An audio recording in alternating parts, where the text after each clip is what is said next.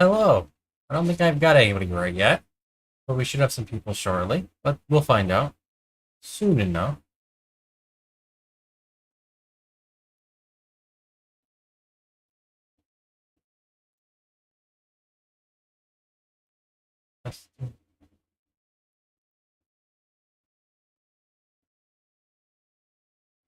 Hey, Kintech, how's it going?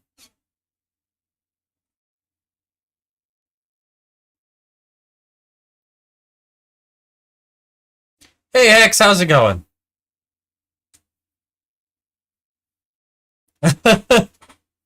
That's pretty funny.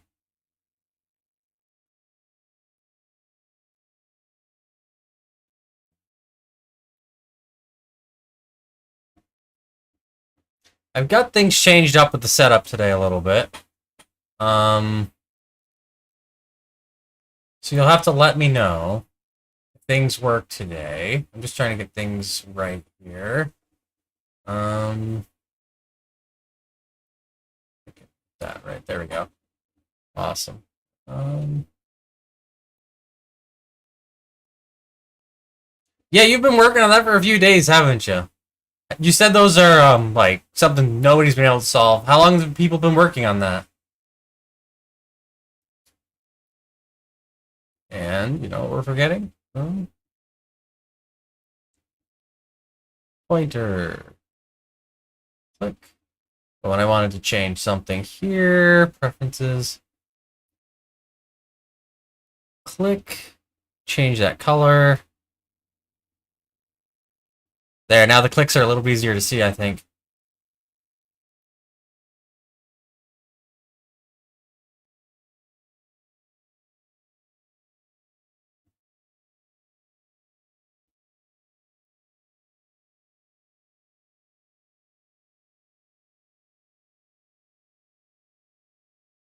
Alright, cool.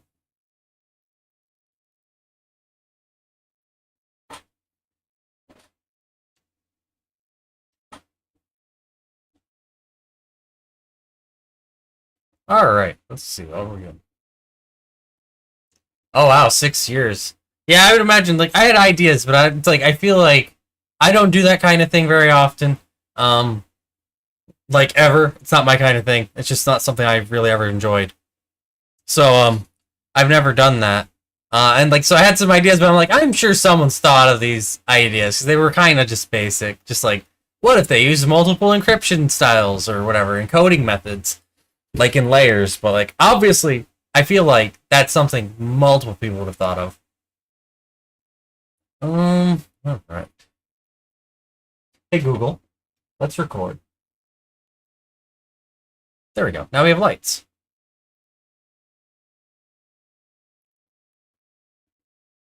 All right, so where were we? Let's think. I've got to get this working. So if we go to here, this is the live site. There's nothing on here, right? Oh, you know why there's nothing on here? There is stuff on here. If I go to the admin, challenges, there we go. I do have some challenges on here. Today is the 17th, and this goes, let's make that a little bit easier to read, because right now it's showing a full-on date and time. It should just be a date. Yeah, this is Summer of Code. Let's get rid of this. Get rid of that and this. This is the stuff I was working on the other day. Getting automated deployment working. So like this is live right now. Um,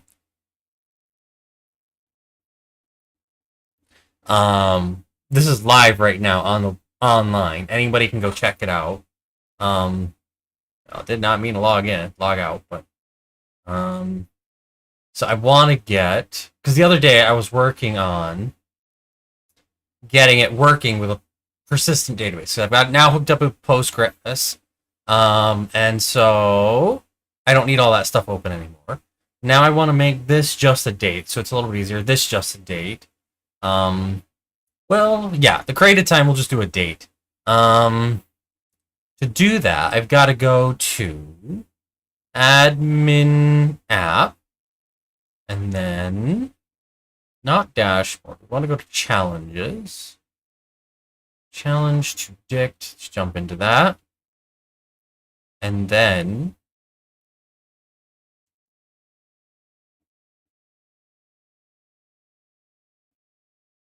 How do we convert this to just the date? There we go. I think that's what we want right there. And dot date. And we can test that locally if we go over to okay, yeah. We've got a VM open. C, boom, boom. Localhost 8000. Admin. Challenges. There we go. Now it's just the date. Very nice. Oh my goodness, what on earth is that? That looks like gibberish. All right. So now if I commit this and we push it live, git add, git commit dash m change created start and date times to dates in date. And we can push that. And then if we go over to the GitHub, summer of code, go to our actions. This is what I got set up the other day. You can see it right here. It's deploying. It's running through all the steps. Right now it's installing everything we'll need to build it and everything to publish it.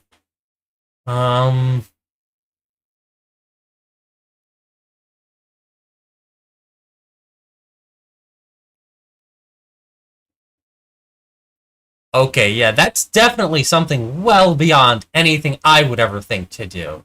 So yeah, I don't think you're gonna get much help from me on these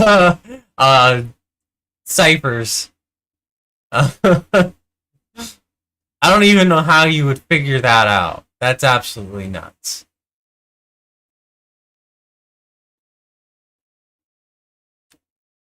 I still got to figure out what to do with that old Easter challenge I did.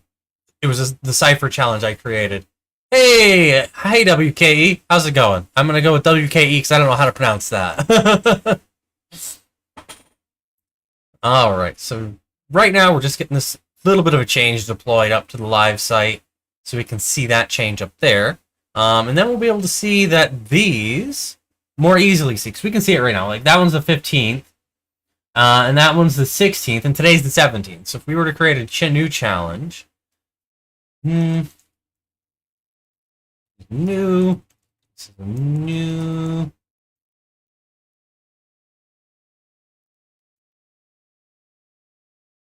and then we set that to 7.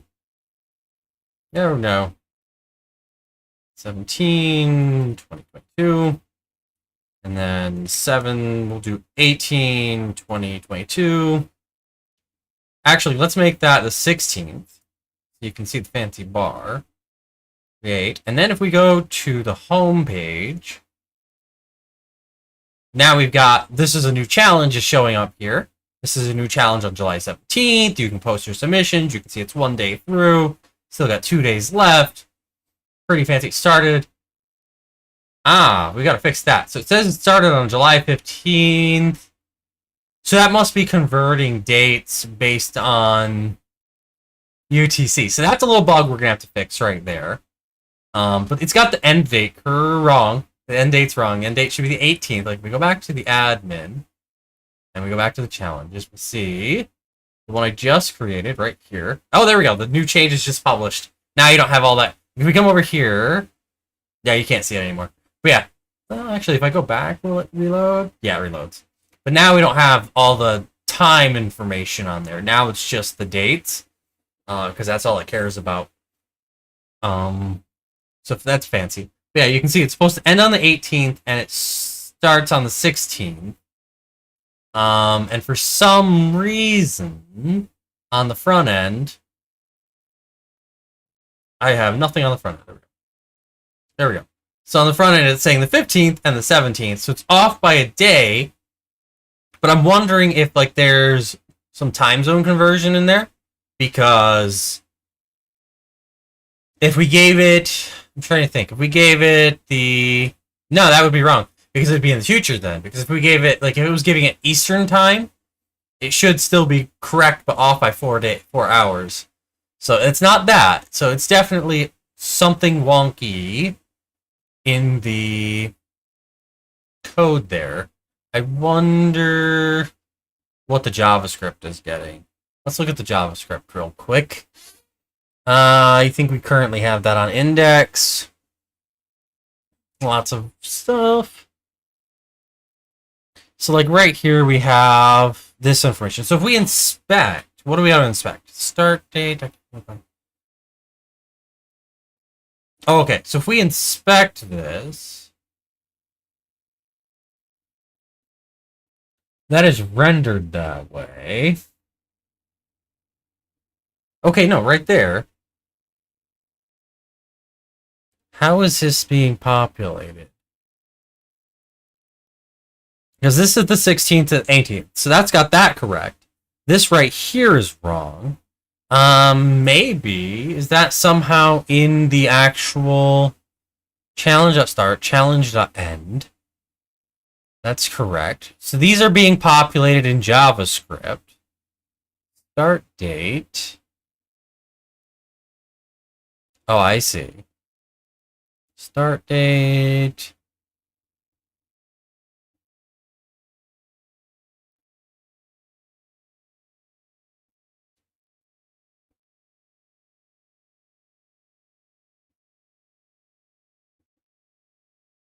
Why is JavaScript changing them?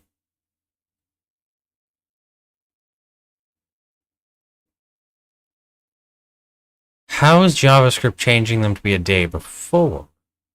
So, like, what they're getting... All right, let's think about this. So, JavaScript right here is being handed a date that has no time zone, and it's getting the day before.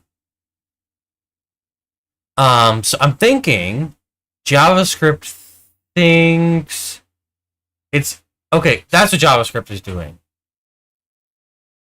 Do we want to let it keep doing that? I'm trying to think. Because here's what's happening.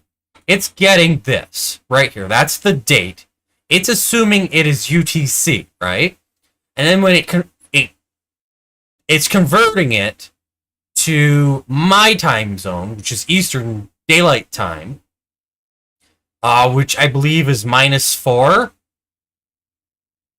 or +4. I don't remember how it works. But like, so it's moving it to, yeah, it's -4 because if it's midnight at UTC, it's going to be 8 p.m. here on the day before, and that's what it's doing. It's converting it to the day before, so it's converting it to my local time. So I think that's fine. Actually, I think that's fine because we're going to set that to. It's going to be everything's going to be UTC. You know what? But that's going to do. Does JavaScript have a date time?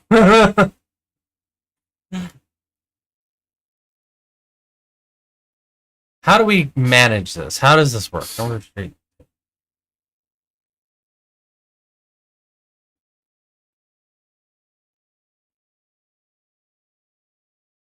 How do I make this not convert to my time zone? JavaScript, date, don't convert, time zone.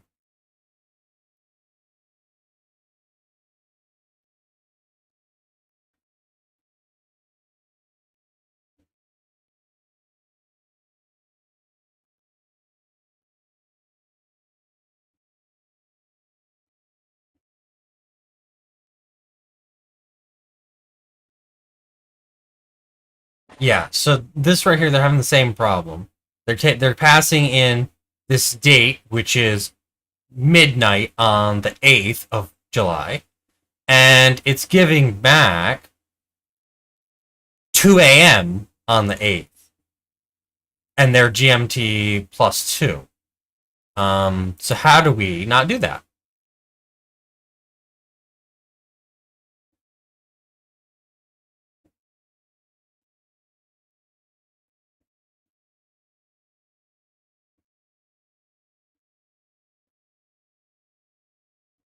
Wow. They're literally creating a new date and subtracting.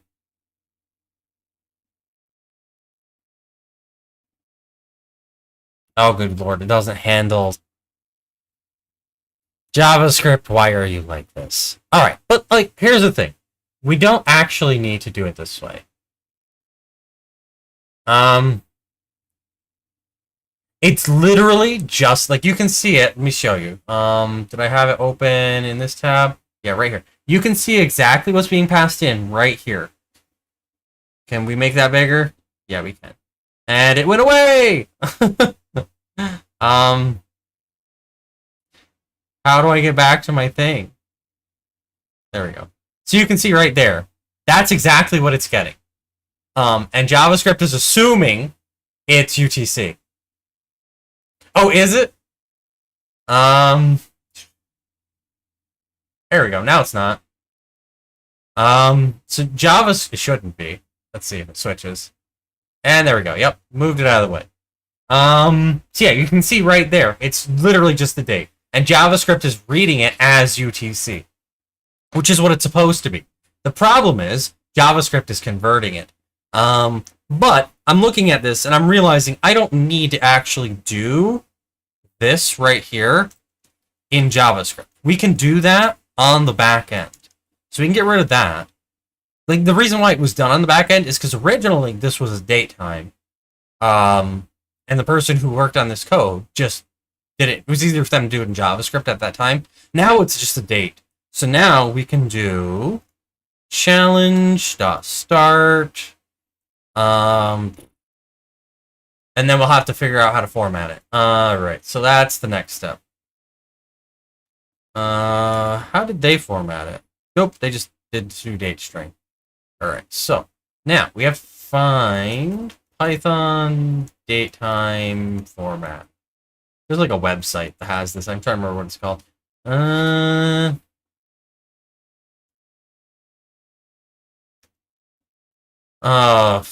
Format.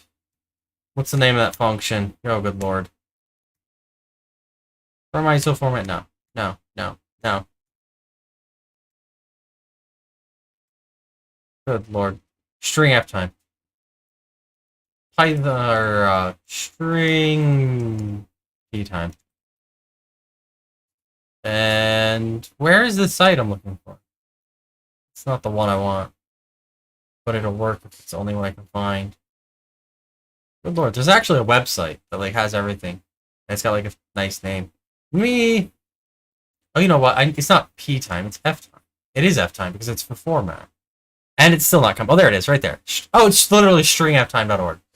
There we go.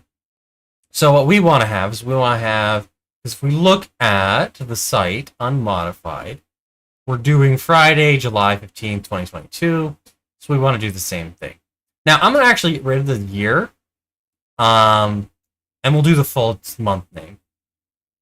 So let's go back over here. Where'd it go? Oh, right there. Thank you. And then string F time. We should be able to do this. I don't know for certain, but we should be able to do this. And then we do %A Sunday, %B month, %-M. Nope. That's not what I want. I want day. D. So -D. So it's Sunday, July 17th. That should be fine. In a minute, we'll find out if this works. And then we do end. Or like that. Now, let's see if that worked. If we go over here, we can do Python. Start running it, and then we can come back over here. Did I have one that's active? Internal server error. Okay, what's that? Expected token comma got end. Oh, I see. I see what I did. I forgot to close my function. Now let's try that again.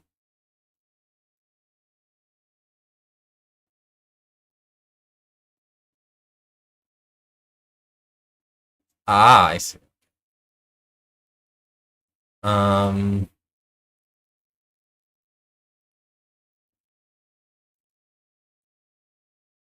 let's see if this fixes it. I'm not sure if this will actually fix it. I don't know if that's how. There we go. It did fix it. Yay!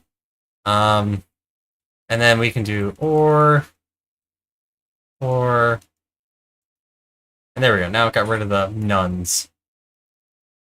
All right, so let's move this back over here. There we go. And then let's go to the admin. Let's create a challenge, test challenge. This is a test challenge. And then we're going to do 7/16/2022. And then we'll do 7/18/2022. And we'll create. And then we'll go back home. Internal server. So that is getting converted to a string object. And that's not what I want. That's not what I want at all. So we have to come back over here. Maybe. Is this what we're gonna like? Is date converting it to a string? I don't know. It's still not. Alright, okay, cool. Alright. So how do we do this to make things work the way we want? So let's get rid of that. Let's put that back to the way it was. And I think we've actually got to come over here to site. And then we got to go to the index. And because we've got our scope and we've got our challenge and we're doing 2 dict on it, right? I think we need to change the challenge. Scope. Challenge. Start.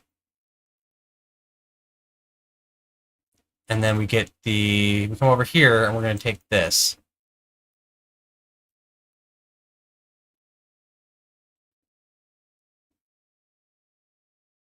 And we got to get rid of that because it's going to be a string again.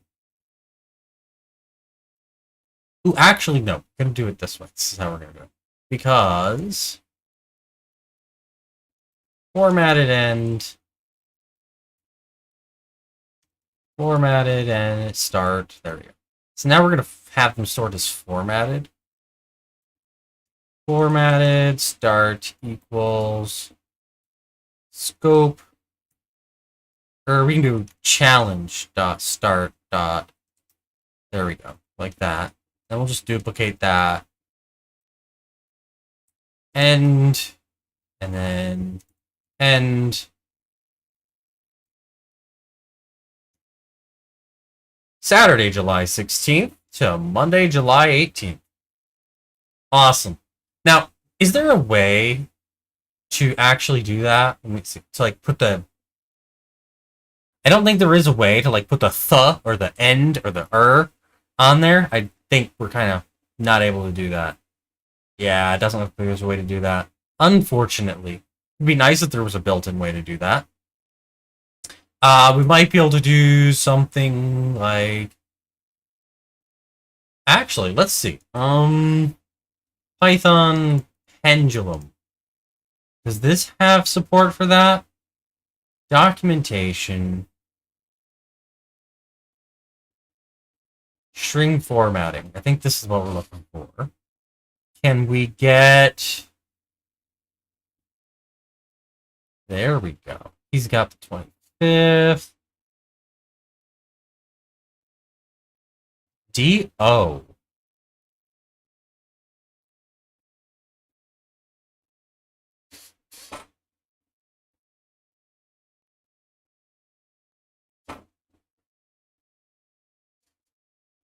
Does this have...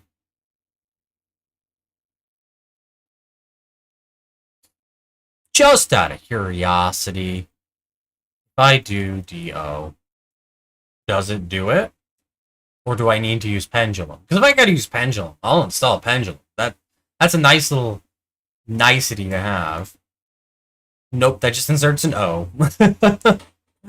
Alright, so, because it looks like if we use pendulum, we can format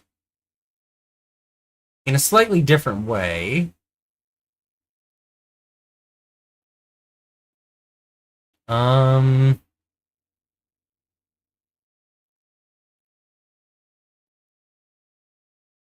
Yeah, they're using their own format method here. Their own format syntax. So, I'm going to install Pendulum. We can do poetry, add Pendulum. Now I'm just assuming that that's... Yeah, it is. Okay, cool.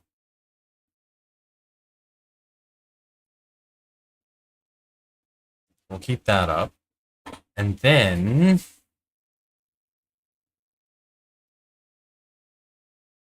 if I actually go to active challenge, that return is a challenge or none. We're actually gonna have to handle that none case. Yeah, this doesn't actually handle the conversion. We'll import it from Pendulum. Excuse me. From import Pendulum. We'll see if it runs. It should run. I don't know why this isn't detecting my auto import. It messed things up. And then if I do pendulum dot date dot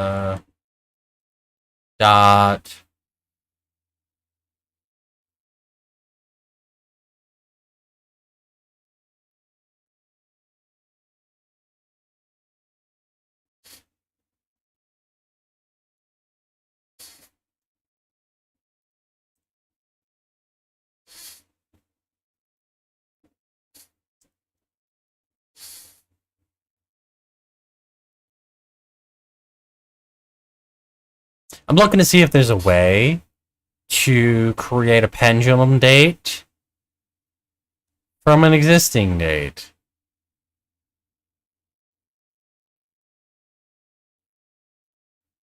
And yes, I need to find a way to change this white info box, this white menu. I've got to figure out how to make that dark mode again, because at some point PyCharm updated and broke the IDE theme that I was using, and I haven't had a chance to fix it.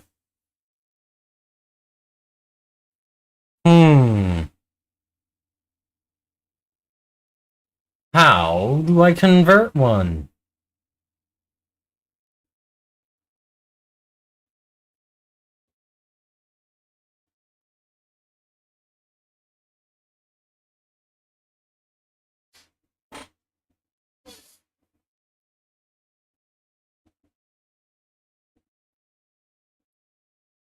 I mean, I guess we could. Like...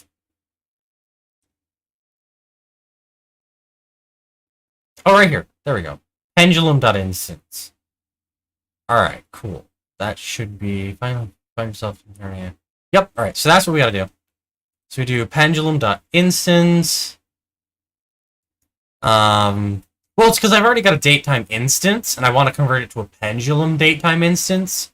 So I can't parse because it's not a string. And I can't use from format because it's not a string. And then we do start.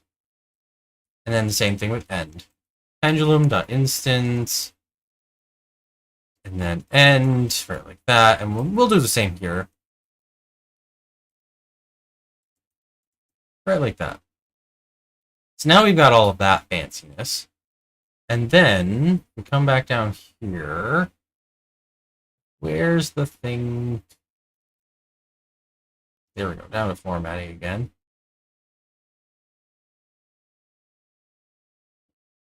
Formatter. All right, so that's what we want, is the formatter. And then we come back over here. Where do we go back to? We go back here. Okay. And now we're going to do it. Oh, goodness. Where was that code we were looking at? Documentation. String formatting. So now we have the date, and we want to do dt.format if...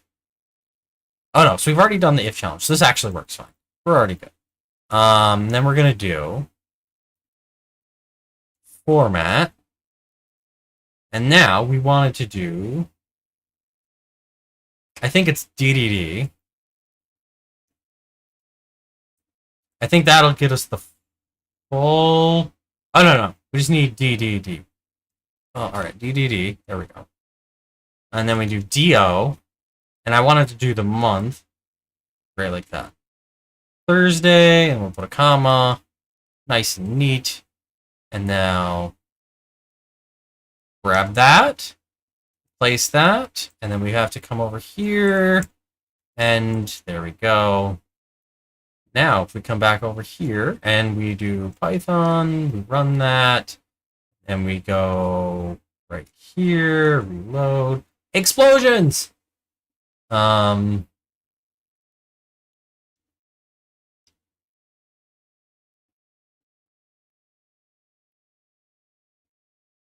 right, so this ended up making it a naive date. Pain in the neck that is. So what we have to do, and then the time zone. All right, how do we get the time zone? Pendulum.tz.utc. Pendulum.tz.utc. And then we have to restart the server. What are you talking about? Oh, I didn't put it on all of them. That's why. All right, cool. Pendulum.tz. So it must have worked because it finally got to the last one there. Start everything. Go back to Chrome. Or maybe not. What the heck? So I think what we want to do is we want to go to line 58. Because, right, that takes the time zone there, right? Yeah, that takes the time zone. And none defaults to UTC. Oh, you know what? I'm stupid. You know why? This is funny. This is funny. So let's go to line 58, because that's where the problem is. The line is right here. This, even though I'm telling it is a UTC date, telling it to get the time in UTC, Python gives me a naive date. It doesn't have a time zone on that date. Like we can, if I go scratch and then we do import date time, whoop, date, not data. We want to do date time, and then we do print date time dot utc now dot time zone tz info. That should come up as none. Yeah, that comes up as none. There's no time zone set on a UTC now date, which makes, or date time, which doesn't really make any sense to me. I feel like the whole date time package in Python is like kind of like this in this limbo state. But that's not a big deal because we'll just do pendulum. I can spell pendulum dot now. Yeah, now. There we go. So if I do pendulum now, and then we go over here, we're probably going to run into a bunch of these errors. Boom, it worked. And now we see we have Saturday, July 16th, Monday, July 18th. So pretty cool. Right there, that's pretty awesome. Now we have it all nice and neatly formatted. All right. Well, and that's what this fixes, because this gets it out of JavaScript, which was implicitly converting a UTC. It was assuming that it was a UTC. It didn't even know the time zone. It just assumed it was UTC. And then it was implicitly converting that UTC date to a local date, which was kind of annoying. And there's no clear way that I can find to not do that. So I'll just do it in Python. Just as easy. And it's a little bit faster. Because now you're not having to wait for JavaScript to run after the page loads to inject the dates. All right, so next up, what do we got to do next? So we got that done. Didn't really need to get that done. But we'll go ahead and we'll commit that. Let's get that committed. We've got, make this window a little bit bigger. We changed this. But I don't want to commit that first. I want to do, we need to add pendulum. Add pendulum. Now, this is probably going to break some other stuff, so I'm not going to push it because I don't want it to go to the production site just yet. Use pendulum for challenge dates. Then we're going to use challenge dates in the Jinja template. There we go. And then we're going to not push that because it's probably going to break something else. So if I go to the admin, it might actually break some stuff. Let's go to challenges. Oh, no, it doesn't actually. Cool. Looks good. Looks good. Because it still gives us all the date time functions that are normal to Python, I think. So I think pendulum is just a drop-in replacement. Does it say up at the top? Pendulum is a Python function that provides classes that are a drop-in replacement for the native ones. Which isn't entirely true, is it? Because as you see, I can do pendulum.now and it's datetime aware. Whereas if I were to do datetime.now, it's going to be datetime naive. So it's not a perfect drop-in because you're getting different behavior. And so like that's something you got to be aware of if you decide to switch over to pendulum. And like that's what I wasn't thinking about when I switched over. And I suddenly changed these previously datetime naive, time zone naive dates into time zone aware dates and tried to compare them to a datetime time zone naive date. All right. Whoop, not what I wanted to do. All right, so cool. There we go. We've got that working. That looks cool. I think it's good. So I guess we'll go ahead and push it. Push it up to the cloud. And then that should update this. Like, do I have two tabs? Let me go to the home page. Before that gets live, we'll go here. And we'll be able to compare them back and forth. It should work. All right, next up. What are we doing next? What are we doing next? Right now, we can post a submission. This is my awesome submission. And then we're going to do, we'll just put this in. That's our awesome submission. And it's going to be a blog post. Create. And then that create button doesn't do anything. But if we go to the home page, now you see I've got a submission that's not formatted at all. You just see the JSON dumped out there. But these do work. So like if I click that and then I reload, you see, oh yay, the vote worked. See, I can vote. I can give it a thumbs up. I can remove my vote just by clicking it again. So like that's all working. That functions. And you can have any number of submissions and all of the vote buttons will work for them. So we're getting progress here. We're making some progress. But let's see if we can't get that post submission to work a little bit more seamlessly. And that, I think we only have to do that. Where do I have that? That's over here. Create submission. I think we only need to put something here. All right. So what do we want to do? Maybe.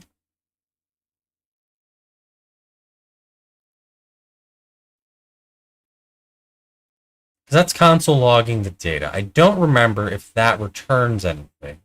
So let's just go check the API. That's for voting. This is creating a submission. This right here. Is it returning anything? Yeah, it's returning the submission. Converted to a dict. So, what do I want to do to make that? Oh, that's not live yet. All right, so what do we want to do to make that work a little bit smarter? I think what we're going to do is we're going to have these they're going to have an anchor on each one that will be like submission dash and then the submission ID so that we can just link right to a given submission. So I think that's what we're going to do is we're going to inside this function right here, location href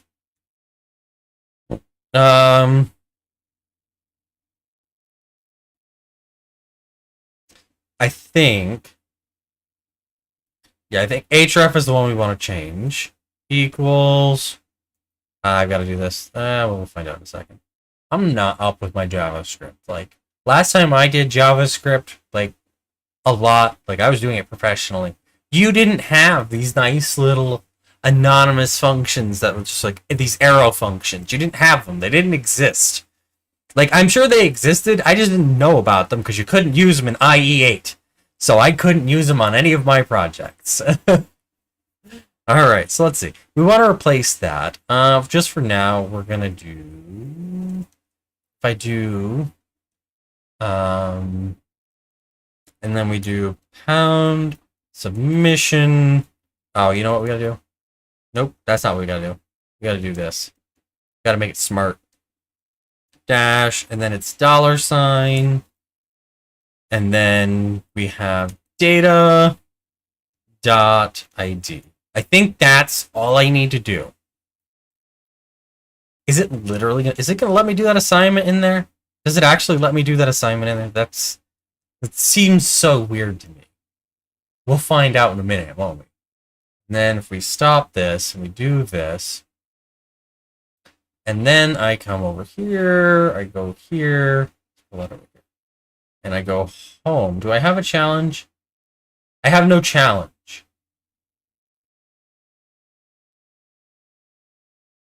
Oh, I do have a challenge. But it's doing this. Oh, wait, hold on. Now, this is spinning because there's something wrong. So I need to check that. We did break something. Or did we? I'm now confused.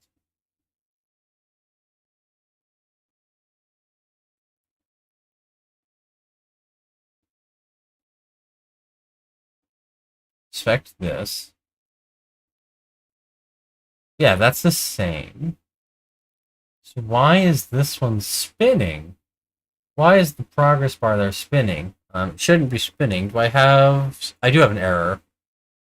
End date is not defined. So we broke something in the HTML. Then we come down here.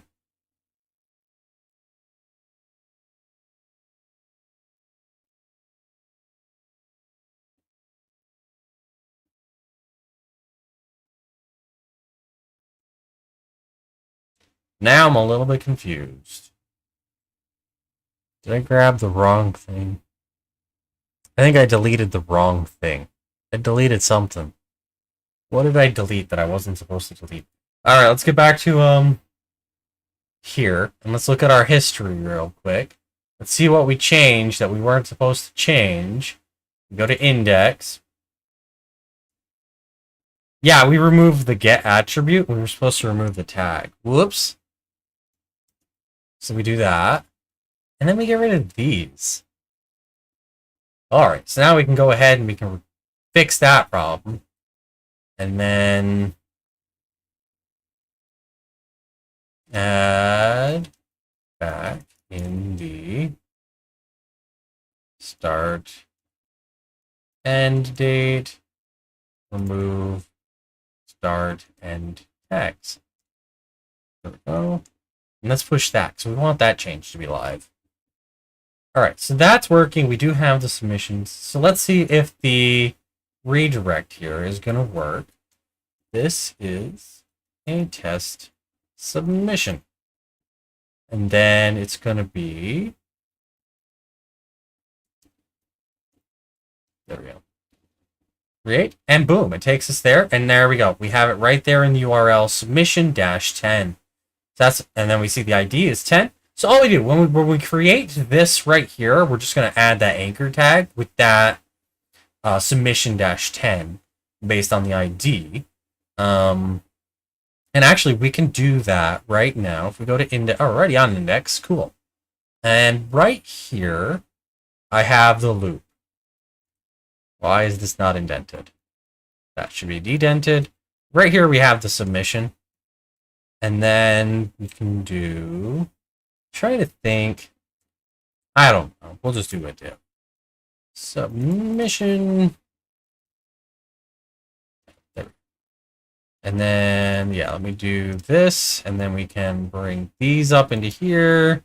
Boom. Very cool. And then we do this. Dash.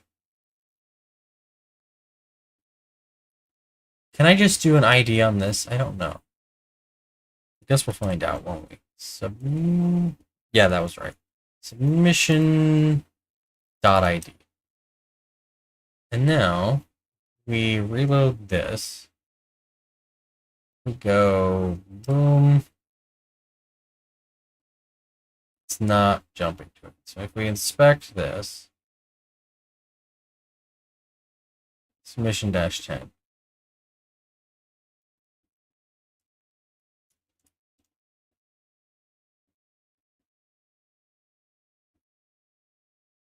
Not enough submissions. Can't scroll.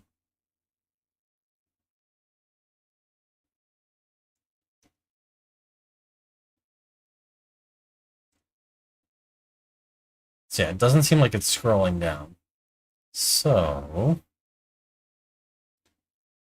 let us do this. A name submission.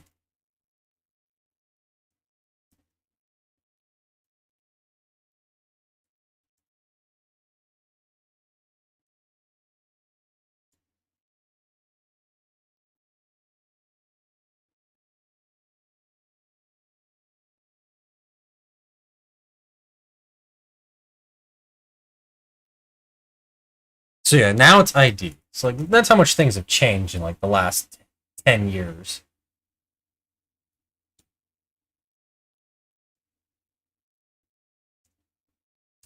Come on, scroll for me. All right, you know what? Close that. And close that. This is on localhost. Did that one scroll? I don't know. We'll try another one. This is another submission. Just keep using that same link because it's simple. Boom, there we go. Now it jumped down for me. And that got put down at the end, so now it's scrolled into view. Very cool. All right. Did I need the anchor, though? That's what I'm not sure about.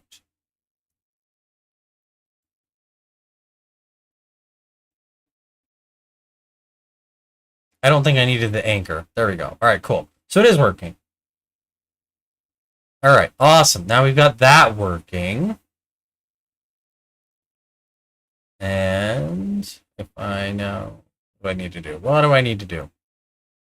We're going to redirect user to index once the submission is created. Add submission anchors. There we go. Cool. So now we have that. That's working.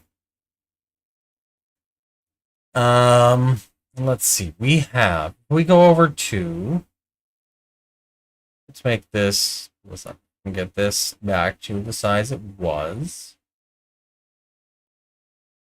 And 0, boom, there we go. Like you see, we can do a thumbs up, we can do a smiley face, and then if we reload, both of them worked.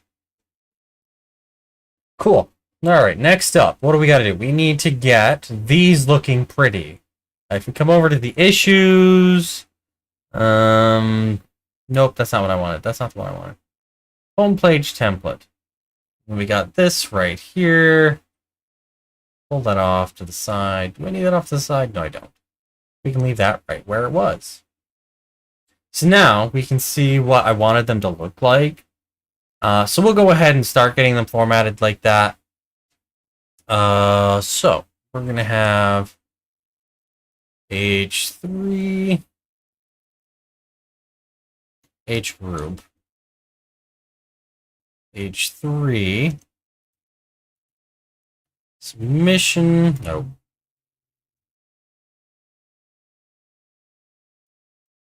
I think that's right. Internal server has no attribute user. So what does it have? If I come over here to entities, I go to submissions, I come down here, we have toDict, we have user ID. I need the user. Do I have some way to get the user? Have I built that functionality into this object? It doesn't appear so.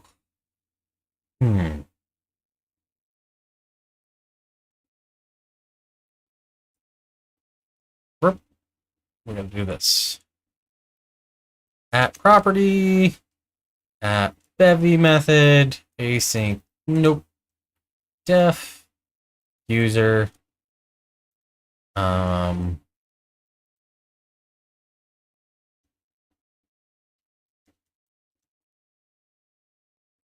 inject, and this is going to return an awaitable. Oh, no, there it is. I knew it. I knew there was a way. It's created by. And let's do, what do we want to do?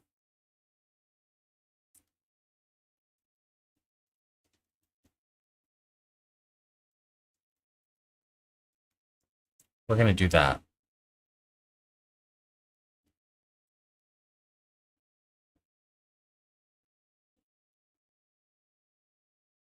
If expand user data.pop user ID,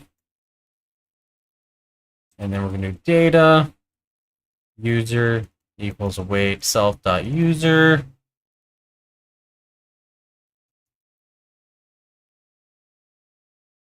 Or not user. Created by.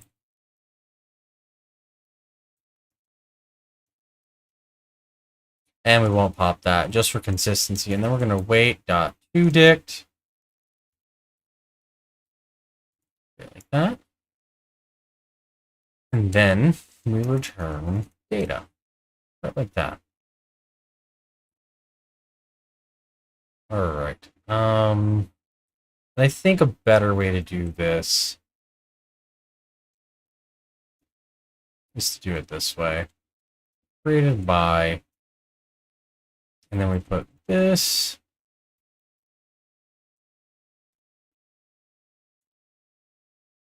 If expand user, else none.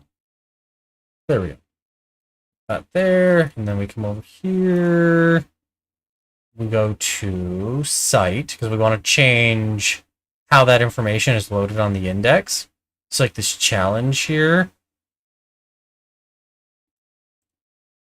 Expand submissions.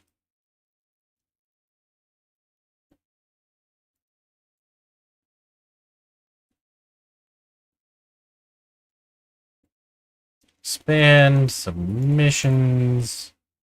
Bool equals false. Expand submissions. Expand user. Did I not just add that to there? Yeah, I did. I don't know why it's not doing it. There we go. Doesn't really matter.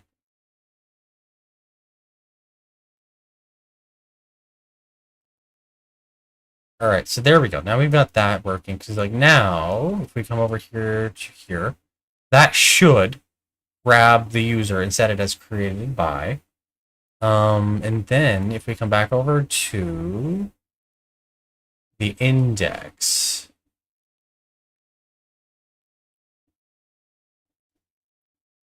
we can do created by .username, restart the server.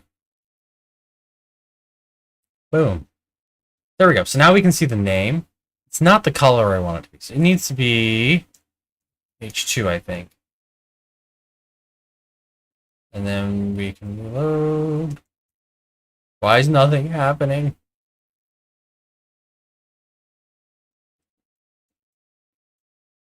H3.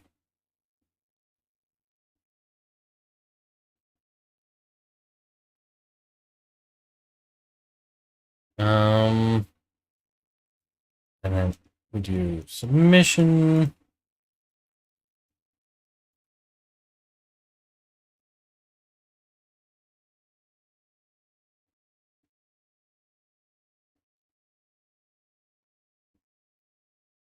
Oh, status. I see.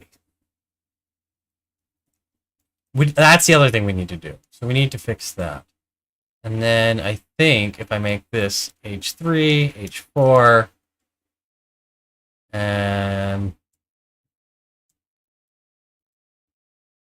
there we go. I think that's about right. I think that's about what we want. We still got to figure out the grid system at some point. Right now, we're just using Pico CSS, and Pico CSS doesn't really have great grid support.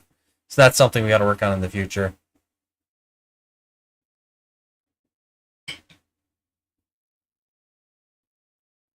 All right, and I've got to configure. Oh goodness, there's so many little things that got to be done. Like right now, it doesn't grab the user's avatar from Discord when the user is created. So I'm probably gonna have to do that. Probably should do that next. And then we're gonna do P submission. I'm so used to having like the auto suggest where I'll like suggest the completions. It's like I'll just like enter and tab as soon as I got what I think is the right amount. And it keeps suggesting things that aren't even relevant to what I'm doing. And so I keep like hitting enter and it does stuff that I don't want it to do. And then we're going to do a keyref equals submission dot link role equals button. Check it. If I go over here, I did capitalize.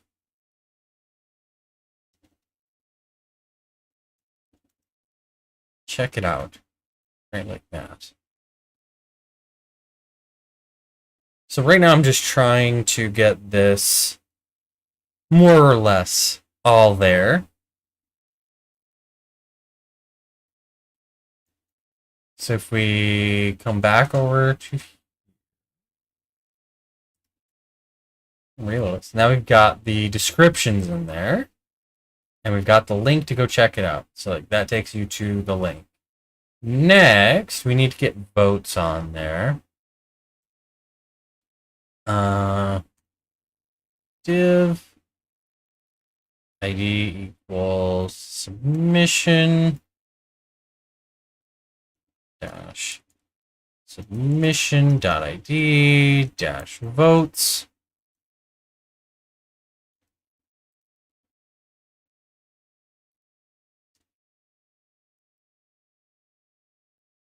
Not what I wanted to do. That's what I wanted to do. So now that's going to look a lot prettier. Getting a lot closer to the design we want. So next up, I need to get it to say. Like, I'm going to worry about a lot of this stuff later. Vote. Or votes. And then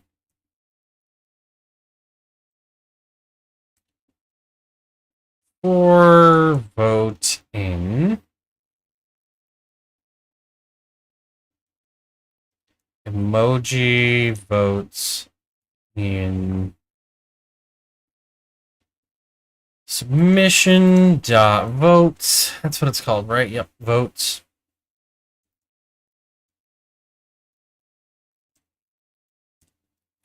Percent and for.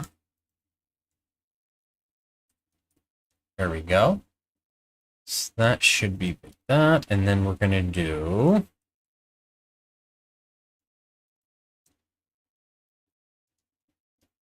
Good lord, if I could hit the right button, that would really be great, wouldn't it? And then we're going to do emoji.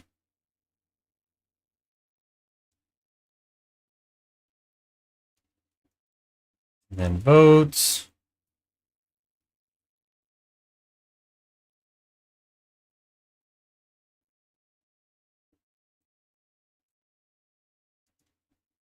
There we go. I was actually good at this.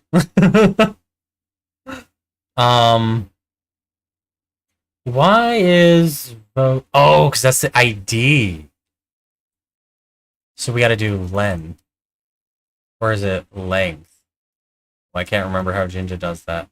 It's length! Yay, I did it. I figured it out. I'm a genius. Booyah. So now we have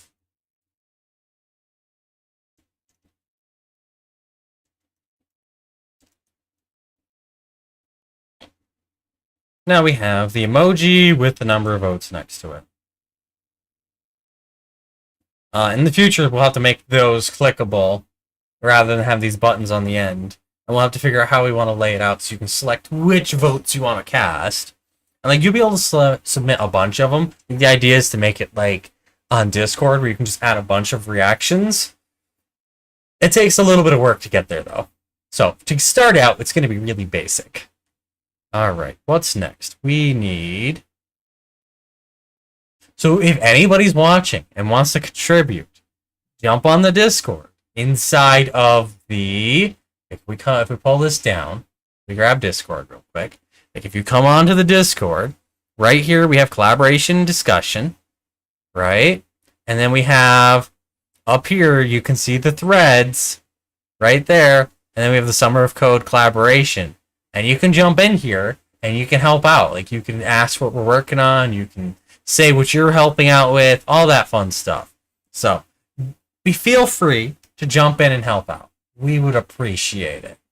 It would really be appreciated. All right. So back to getting work done. So let's now, I think we've got everything so far that I care about.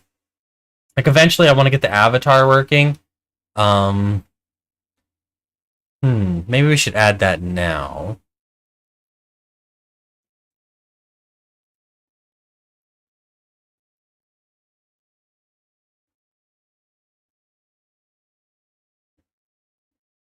Submission dot created by avatar.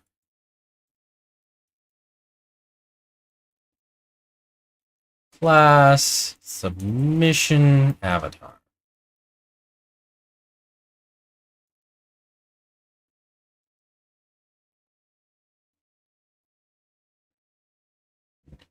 All right, cool.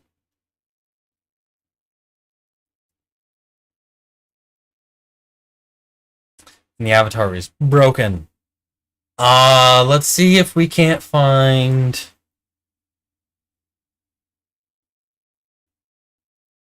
user profile placeholder image. And then we go more. Nope. Tools.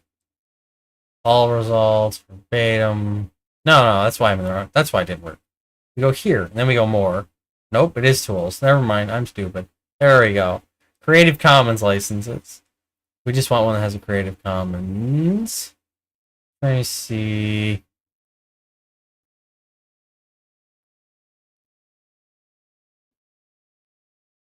We prefer a white one, but for now I think we'll settle for this. This is what we're going to settle for. If we can actually download this for free. I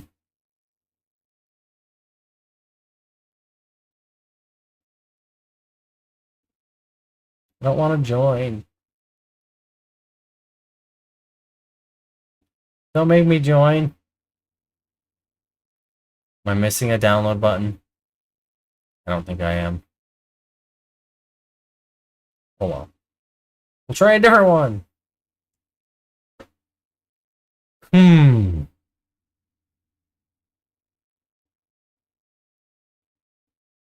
It's the same site. And we'll just go with that for now, I think. If we can download it. Download icon. And just do a ping for now. Because I don't have them integrated right now. I don't want to figure it out right now.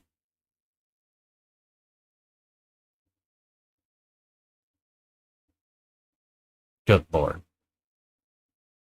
Alright, maybe we'll figure out how to get material working. Material.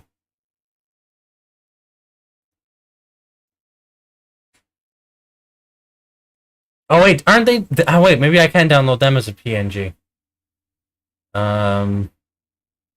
Yeah, I've used them before. Like I've used them before in like my design work.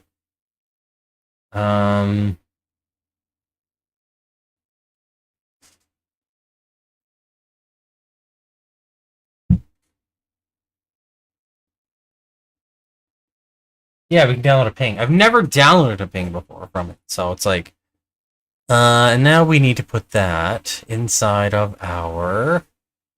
So we had a static folder somewhere. There it is, static, and new folder.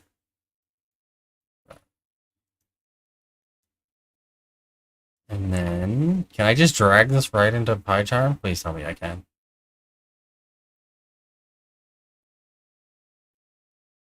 No, that's not where I wanted you. Go in there.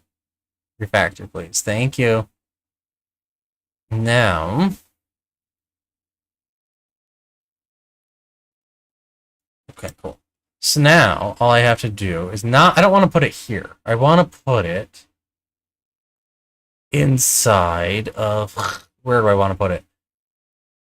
That's going to be in here. Entities. Users. And then...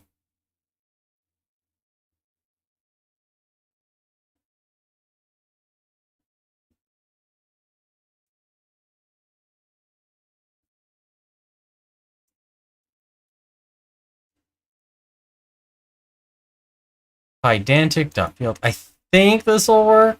We'll find out in a second. And then we can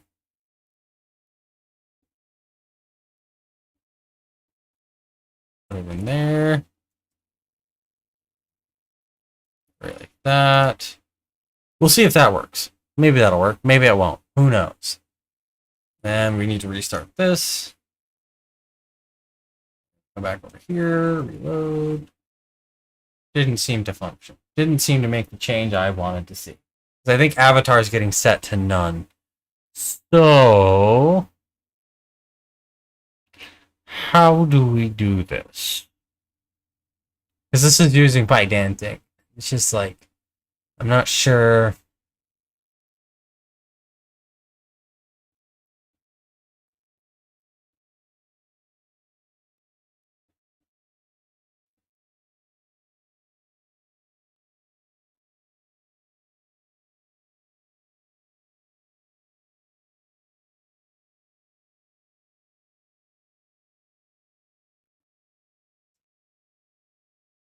Does this tell me what fields we have? We have alias, avatar. So there, we're going to take it as the field avatar. It's going to assign to underscore avatar. And then I'm going to create a property. Property. Def avatar. It's going to return a string. And then it's going to return self.avatar, or it's going to return this.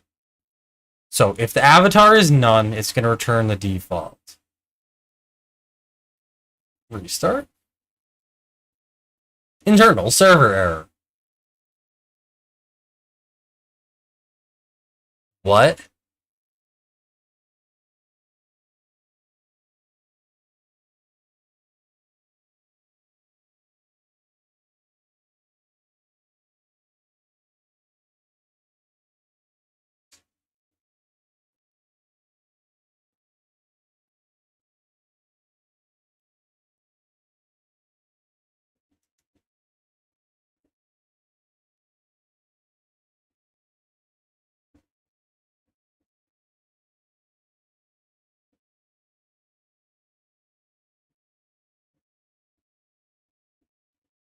Now I'm just confused.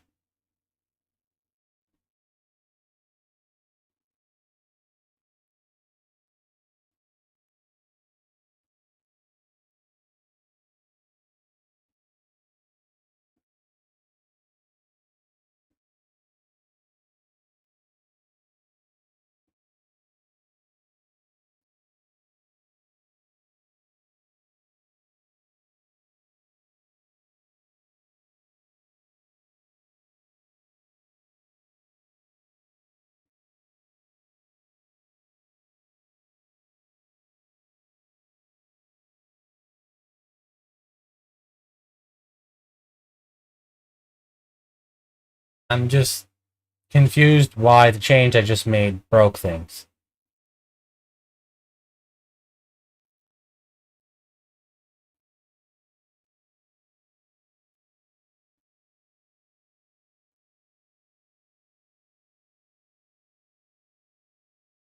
What?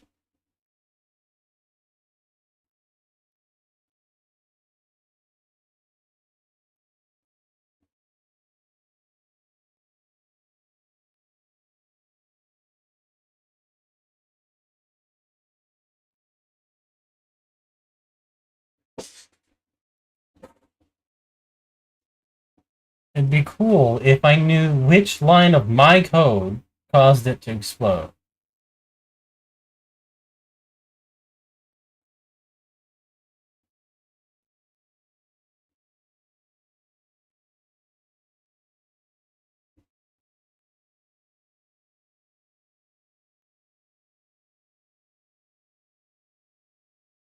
It's always fun when something breaks and it's not anything related to, like, it's not clearly related to your code. The problem is I'm changing a value somewhere and it's getting down to something in Fast API a few lines later and it's then exploding. So it's not actually tied into a specific line of my code that's blowing up. I'm not sure why that's happening. My guess is something somewhere.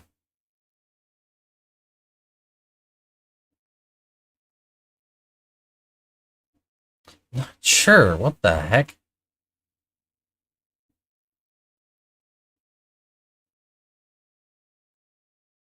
I'm trying to remember.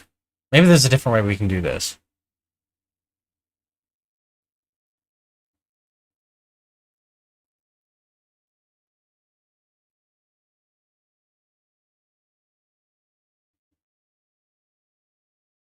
So let's try doing it this way. Let's try this. Instead of doing this and doing this, let's try def init args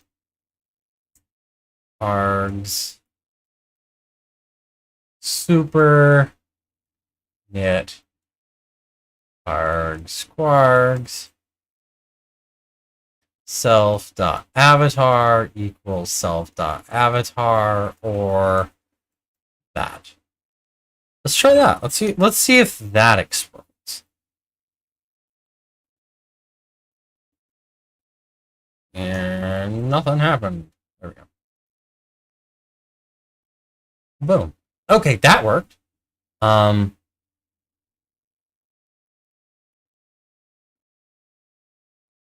but it didn't load an image.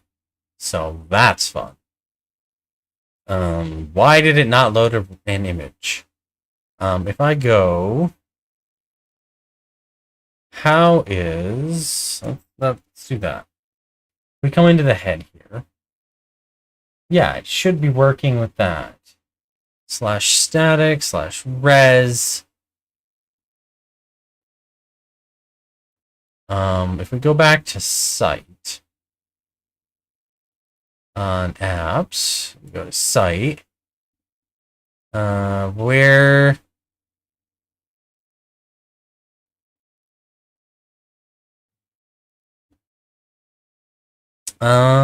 it should be working.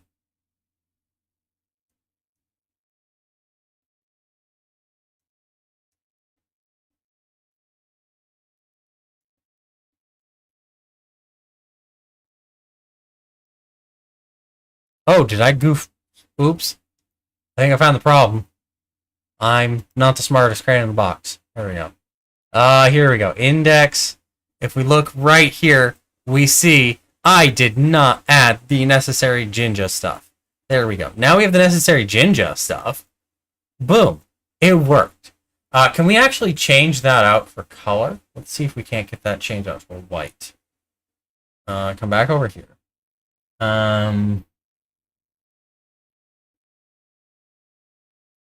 Code point. There's no option to change the color.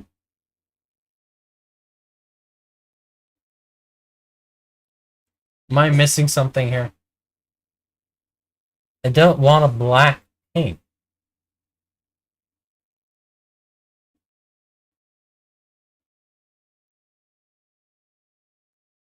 Like, I can see white, so I know they have a white one.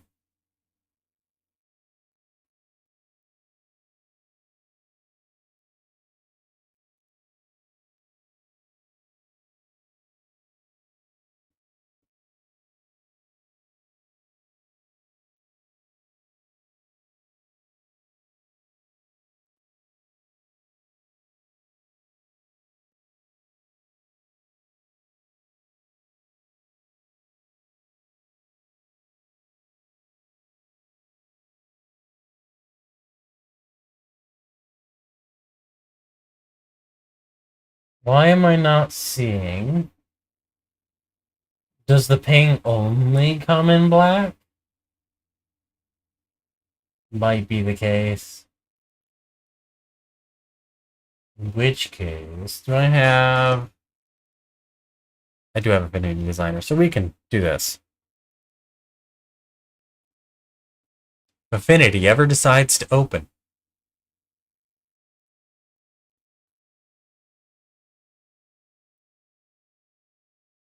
And Affinity got lost. There we go. Nope, let's not restore anything. I'm not sure what you're talking about. And then I just want to grab my download and just drag it right into Affinity. All right, cool. Now, I should be able to... Go away. Go away. Now, I should be able to click on this and change the fill to white. And then I can go File, Export, Ping, Export. Projects. I need more information here. Summer of code. Static, res, and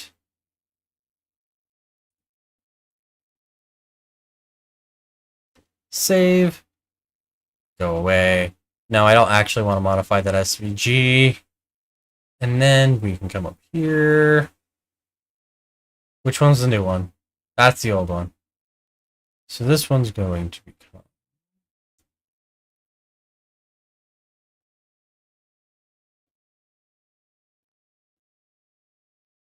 Is there? Where is... I'm so confused. Let's see.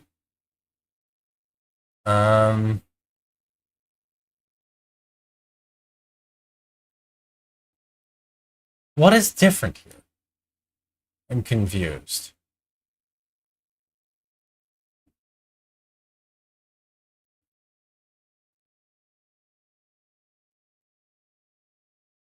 I don't know. All right, whatever. But I generated it myself, so we'll go with that now.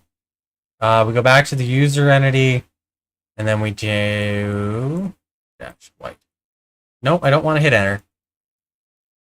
And then we reload everything, and then we go boom, boom, boom, boom. Now it's white. Like we'll probably want to use the SVG, so we can actually change the color with CSS. But for now, that's fine. So there, we've got all of that working.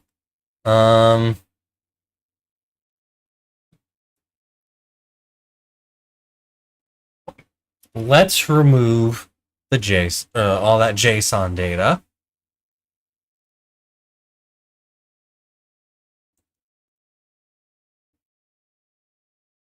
Where am I dumping that out? Oh, right there. And then we go over here, and there we go. All right, cool. It's messy. It's not styled. It's not super pretty yet, but it works. It's there. It's getting there. It's a little bit at a time. A little bit at a time. All right, next up, what do I got to do? Let's commit our changes before we forget. Add user default avatar.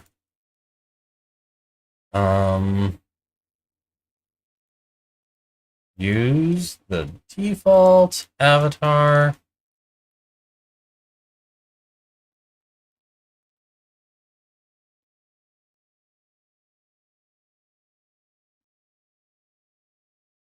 Allow the user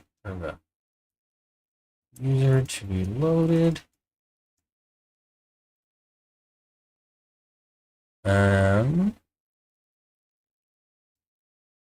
Load the submission user. And then layout to be submissions. We'll push that up to the cloud. All right, so now we got that working. What was the next thing I said we need to work on? Probably something somewhere. We got the avatars working. Voting's working. Submission creation is working, where it now redirects you back to your submission. All right, what do we need next?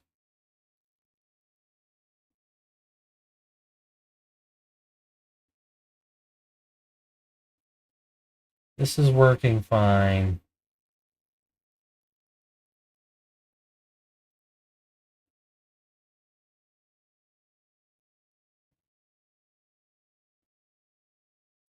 I know there was something I was thinking I needed to do, and I can't remember what it is now. I should have written it down. Hmm.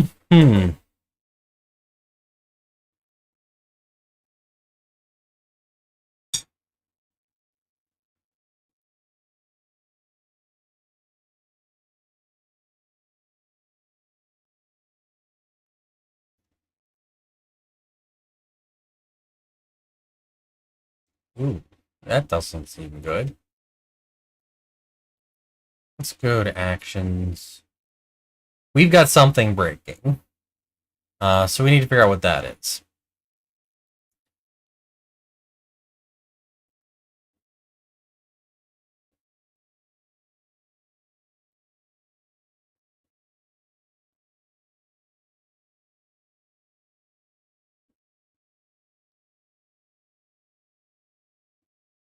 What does that mean?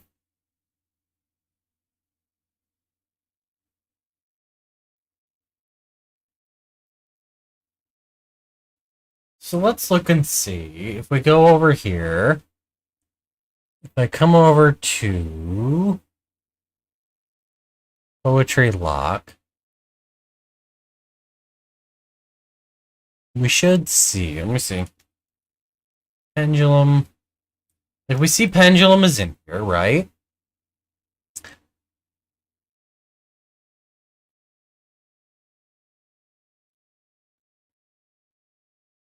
And then we come down here. So there's hashes. I'm not sure what it's talking about, hashes not being there.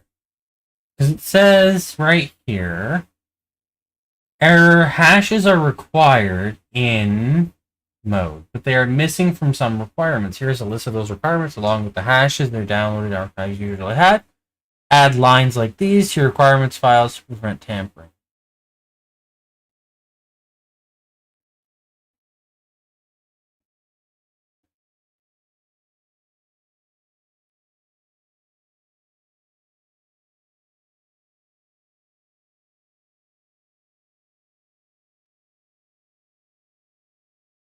Weird.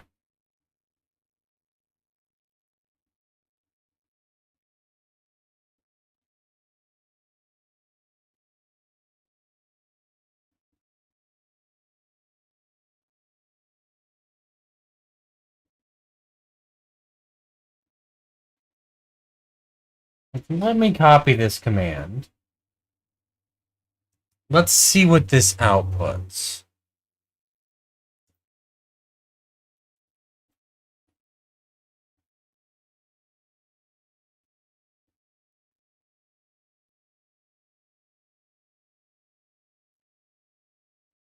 Come on.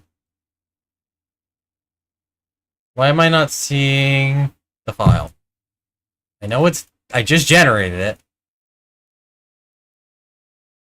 Is that it? It's just not showing me the extension? Really fun. Okay. So some of these have hashes on them. And I'm not sure. And like if I look at the error, it says hashes are required and require hashes modes. If you did not enable require hashes manually, note that it turns on automatically when any package has a hash. So how do I generate a requirements.txt that has hashes?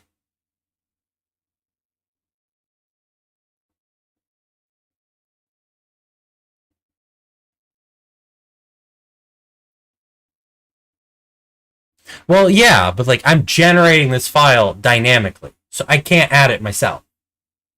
That's the problem I have right now. I can't manually add them because the file is being generated for me. So I've got to figure out how to make poetry generate that file for me with the hashes. So we got to pull up the poetry docs. Python poetry. This is not what I wanted to see. Commands. Export.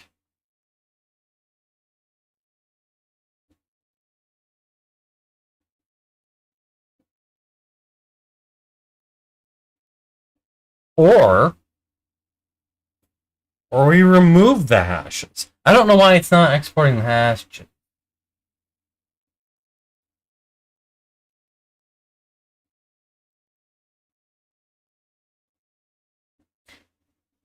What's confusing to me is there's an option to export without hashes, no option to enable hashes, and not all of these have hashes.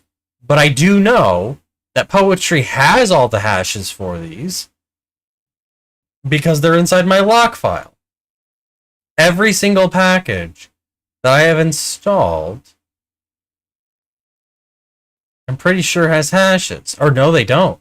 Some of them don't have hashes. Interesting. All right, so only some of them have hashes. So I think I need to do it without hashes to make it work the way we need it. And I mean, the hashes are being handled by Poetry for me, so it shouldn't be necessary to have them in the output. So, right here,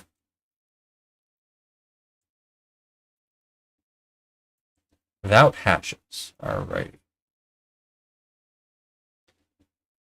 Okay.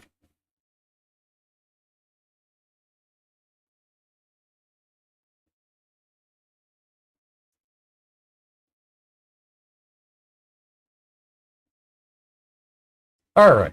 So now let's try that again. Come over here. Um, generate requirements.txt without hashes. Now let's push that change. And let's just jump over to GitHub. Let's check out our actions, see what's happening now. And this should hopefully, in theory, do what we need. We're installing all the dependencies we need to build and deploy. And like what it's building is the Docker image. So we're building a Docker image that contains all of the necessary packages and code and assets for the website. And then that'll get pushed up to Docker Hub, and then my Kubernetes cluster will be told to pull that new Docker image that we pushed to Docker Hub. And there we go, it worked.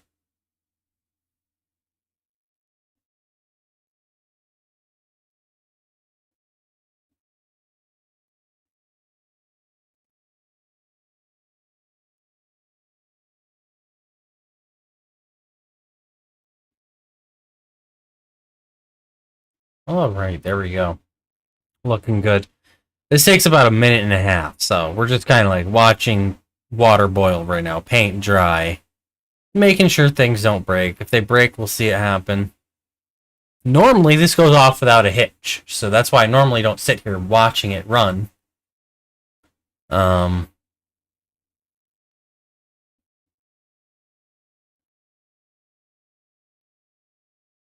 There we go. It built a Docker image. It's pushing it up to Docker Hub.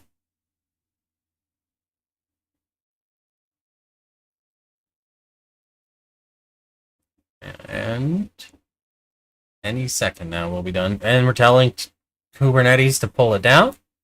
Now we're going to verify the deployment. Once this finishes, we know the website is updated. And there we go. So now we should be able to come over here, reload. It worked. And we have the changes we made here. Now it's a Saturday, July 16th. We've got this nicely formatted. We have our placeholder avatar image.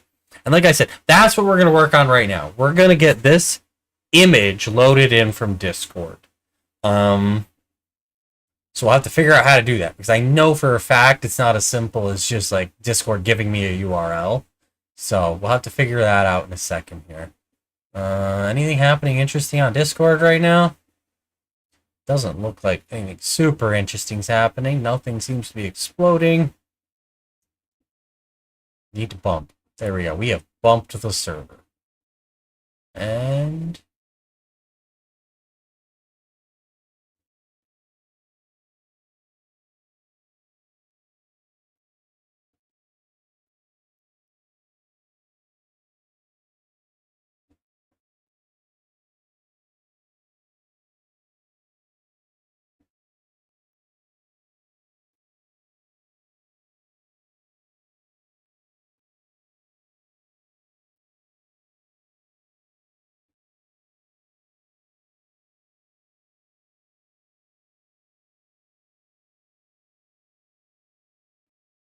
all right. So what's next? We need to get the avatar loaded in. And like if we look at, because here's the thing. Right now, the way I'm talking to, let's go through to, I think, is that the authentication controller? That might be. Let's see, where is it? Probably the easiest way to do it is we come over here to auth.py, the app. This is the app that handles authentication with Discord. And it handles talking to the API, the version 10 API.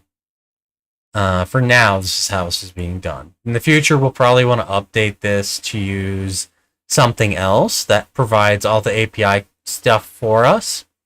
But for now, we're doing it ourselves. I'm trying to find the function I'm using. Is this not used anywhere?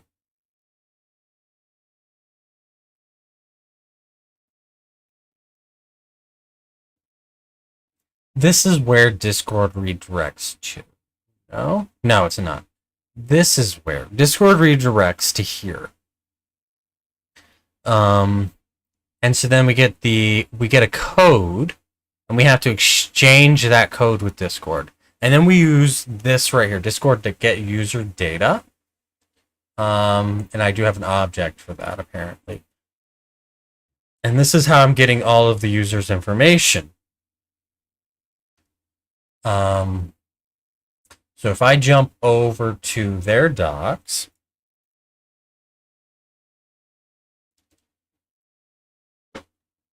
and if we go,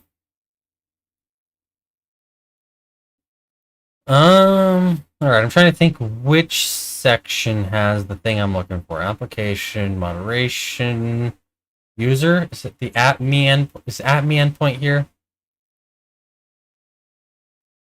Yeah, right here. This is what I'm hitting. I'm hitting this right here. And it returns a user object. And that user object has the avatar, which is just the user's avatar hash. It uses IDs and hashes to render images in the client. These hashes can be retrieved through various API requests like getUser. Lower the formats, size limitations, and CDN endpoints for images in Discord. So if we go through this, we have different CDN endpoints. And this is the supported formats. And like I want to find user banner, default user avatar. Here we go. So we need to get the user ID, and then we got to use their avatar hash. And there's a note on that. So let's see if we can find that note.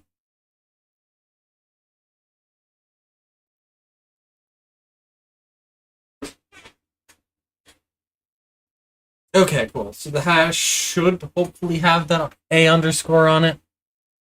So let's find it. We'll figure out if this even works. But let's jump back to where we were. So we're getting the user data. Log user in, manage redirect, home redirect. Is this where we need to be? No, it is not. Where are we creating the user? Log user in. Okay, here we go. So we go to log user in. So we're getting a user data dict. And it's going to have an avatar on it. Users create. We have to pass in the avatar. Now, I'm not sure.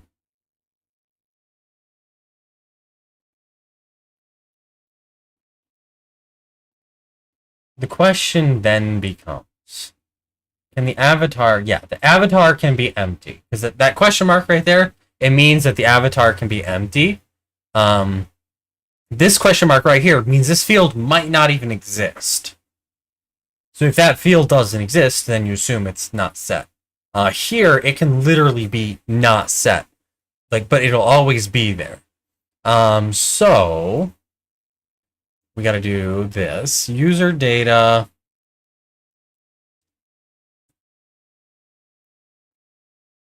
Avatar. Let's do this. Avatar equals user data. Avatar.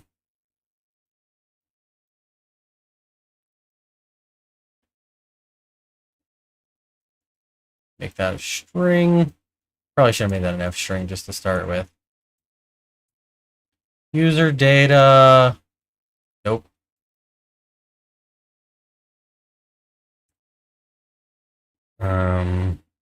Avatar. Oh, it's already got the dot ping. What am I doing? There we go. And why is this giving me an error message? A warning on that. There we go. Okay, cool. And then we got to get the user's ID. And that's just going to be the user data ID. Like that. That should, in theory, can I go back? Because it's going to be this right here. If user data dot get avatar. Else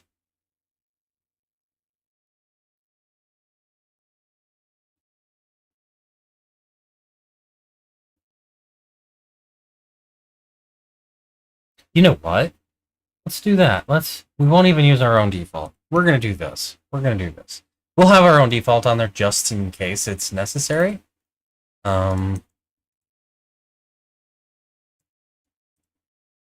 User data. And then it's discriminator. So if I come back here,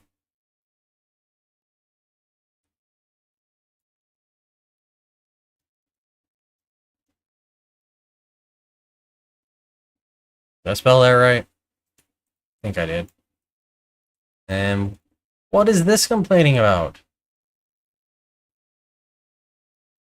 Did I goof something up? I did. Right there. I see it. I see it. I see it. Oh, there we go. So if the user data.getAvatar is correct, or is set, if it has a value, if it's not none, if it's not an empty string, we use this to grab their actual avatar from the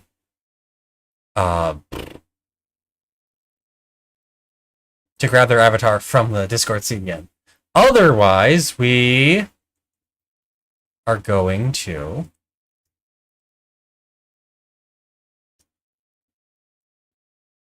grab it from the seed. We're going to grab the default avatar from their CDN. So that's going to be there. I'm just trying to make sure we're doing that correctly. So we can actually test this one out right here. We can do this. So we can come over to Chrome and create a new tab. And then it's a 4-digit number. We can do like that. And it should load up access denied.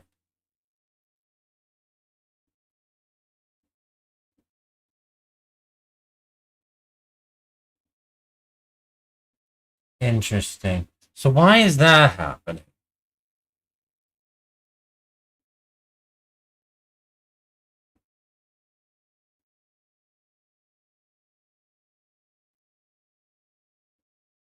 So maybe we can't use that.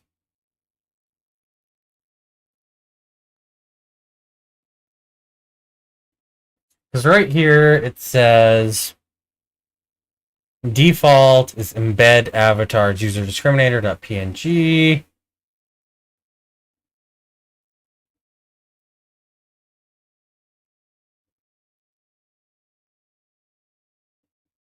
Which evaluates to 2. Okay, never mind. So we have to do. So there's only 5 of them. All right, interesting, interesting. So then we do 2. Boom. There we go. So yeah, we can use that, but we have to do mod 5.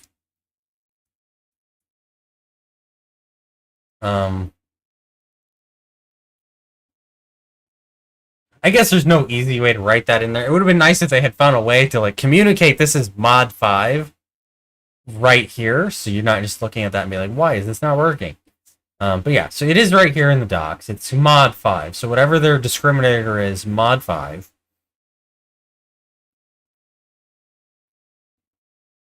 All right. Okay.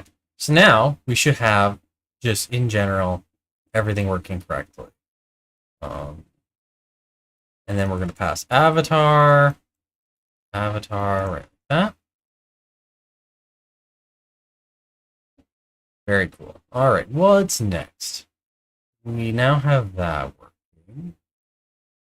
Now the hard part is, like this is going to be log user in.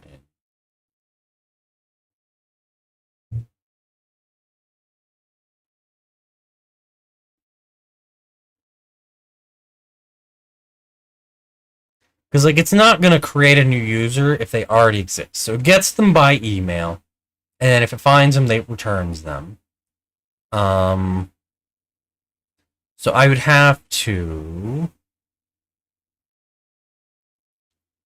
So like if I publish this, let's publish this, and then we can experiment with it. So I'm probably going to have to add a method to refresh stuff, but Use Discord avatars.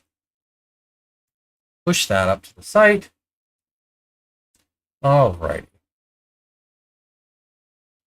What next? What's the next thing we need to figure out from here?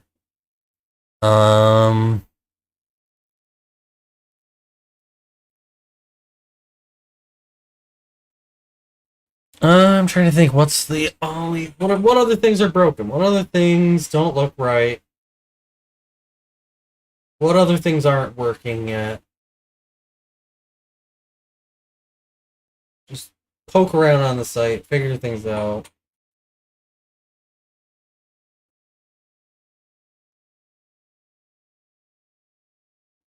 We've got the dashboard. Here.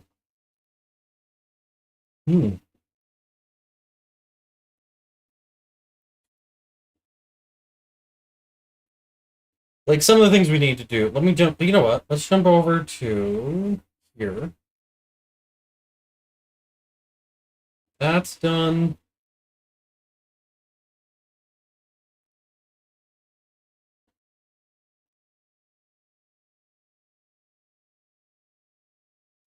Right now, I don't know if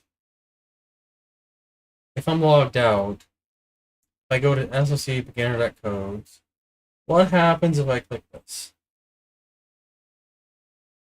Nothing. Alright, cool. If I go Magic Pi and I go console, yeah, that gives an exception.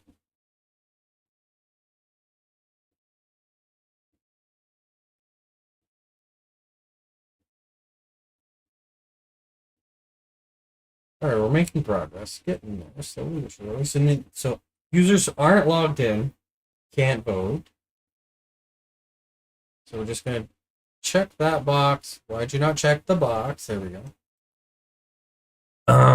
What do we need to do? What do we need to do? What do we need to do? Actions. Use Discord. Oops. Oh well. Not a big deal. And then and let's grab a Safari window. Let's go to discord.com/app. Logging in my alt here real quick. All right, the alt is logged in. We can go SOC codes. I don't think I've registered this user, so let's log in. Let's authorize internal server. Oh my goodness. I hate this. Like, this is straight up Safari being the bane of my existence.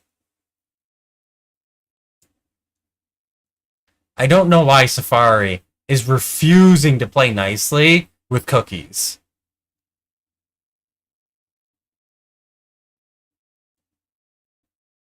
What?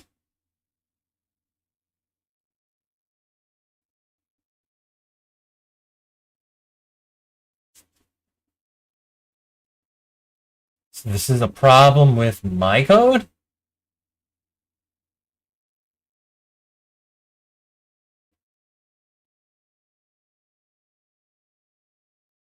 What?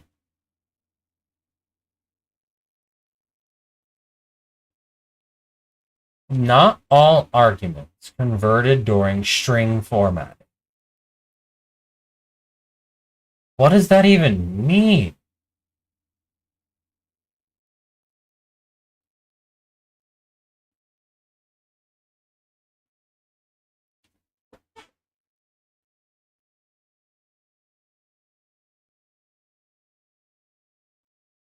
I know what it means.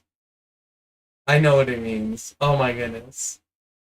This is something else. This is absolutely something else.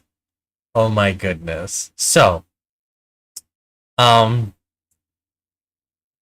find that function again. Log user in right here, okay? So we're doing mod 5 on this. In Python 2, well, back in the day, before f strings, before the format function. The way you format a string is you take the string modulo a tuple of values or a single value. And what are we doing here? We're doing modulo 5. So we have modulo a single value. This is being returned as a string. And the discriminator is supposed to be a number. I don't know why it's coming back as a string, but it is. So let's try converting it to a number. I'm gonna go ahead and test this locally. Python -c, and then we're gonna go here. We're gonna go localhost 8000. Log out, log in. I think this user may already be logged in.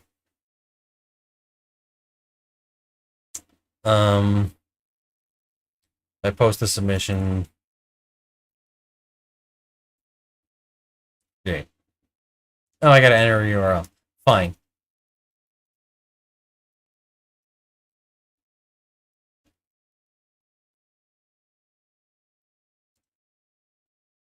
Yeah, so that user already exists. What I can do... Alright, this is what I can do. I can come over here. I gotta delete that user from this database. So, if I come over here, roles, users, keys, no. What's their ID? Let's select ID user. Let's run that. Console output, so their ID 2. Delete from... I'm trying to remember if this is users. Am I getting this correct? Where...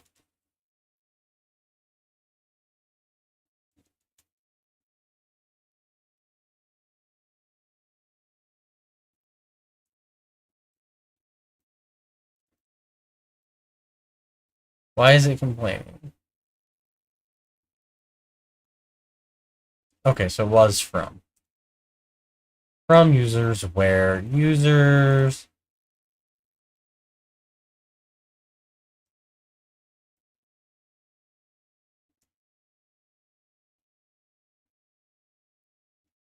Select from users.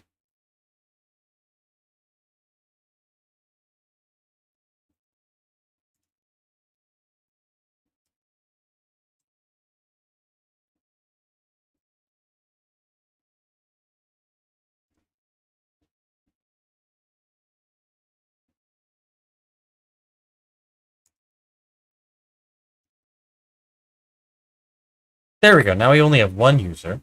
So now if I go back to Safari and I attempt to reload, internal server error.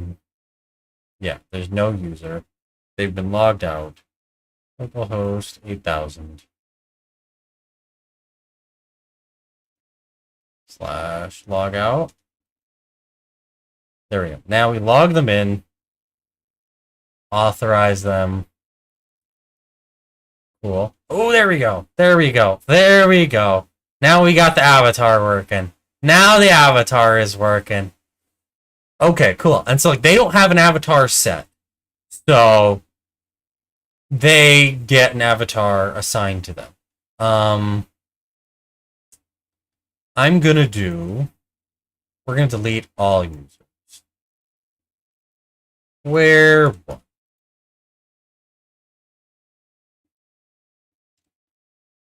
Now there's no users. And then if I come over here... From...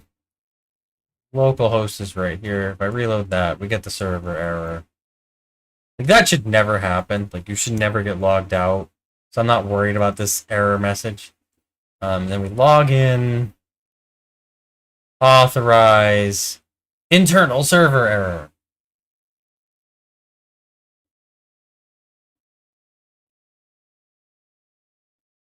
And then we need to log in. Okay, I see what's happening. We need to go back to Safari.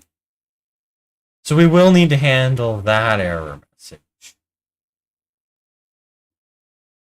No, wait. Yeah, No, we won't have to handle that error message because nobody's going to be getting deleted from the database. But I do need to re-register this user. Log in, authorize, because now I have to have my user ID 1, my user ID 2. And there you go. You see it right there. It's working. Now we're getting the avatar images from Discord. Awesome. So now, what do I have to do? Like, it's not going to be working when I publish this to... It's not going to be working for my account. My account's still going to be getting that default image. But that is fixing that. All right. Convert, discriminator to int before modulo. There we go. So weird. I'm not sure why that's coming through as a string. JavaScript supports string, or JSON supports strings, and JSON supports ints. So why would the int come through as a string? I don't know. It's like, I know they send the IDs as strings because the IDs are too large for most languages ints. I think they're larger than a 64-bit int. So they have to send it as a string. Python can handle them as ints, but like JavaScript can't, Java can't. Like by default, most languages just cannot handle them because they're a big int. All right, so we can close this.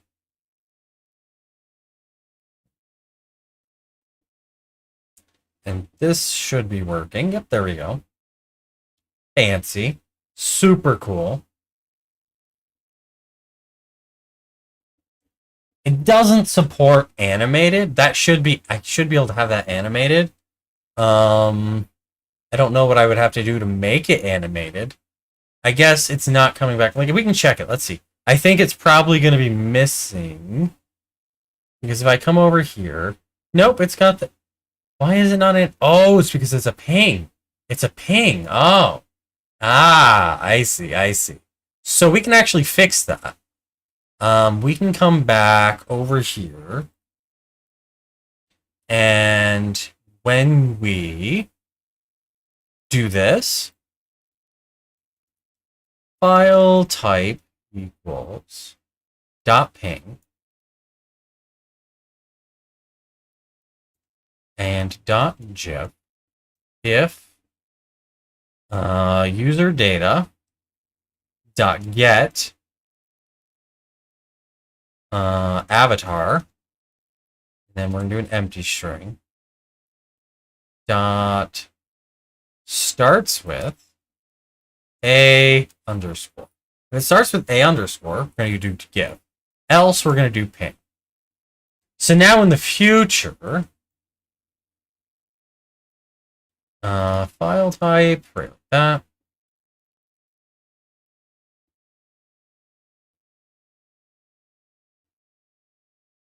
You know, this is starting to get a little bit. We're going to do if avatar in user data, or no, not that. We're going to do dot get avatar.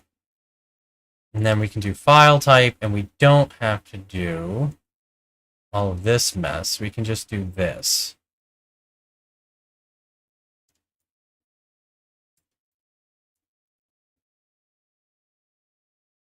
All right, so now file type, and then we do avatar.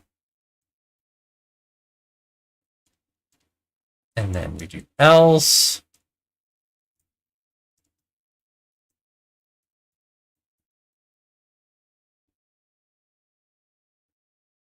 So there we go. Whoop, we've got a little bit of an error right there. Boom. So there, we check and see if there's an avatar. If there's an avatar, we figure out what the file extension should be. And then we're going to have to get rid of that dot. We'll get rid of the dot here. So we figure out what the file type should be, and then we build the URL. And then if the avatar is not set, we jump down here and we grab the default avatar. All right, so that should be a lot cleaner. That's a lot cleaner in my opinion anyway. clean up and detect avatar code and clean and detect animated avatars.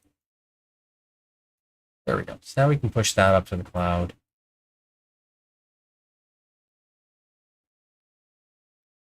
And then, did I close that Safari tab? I did not. We can come up here. We can go SOC, internet codes.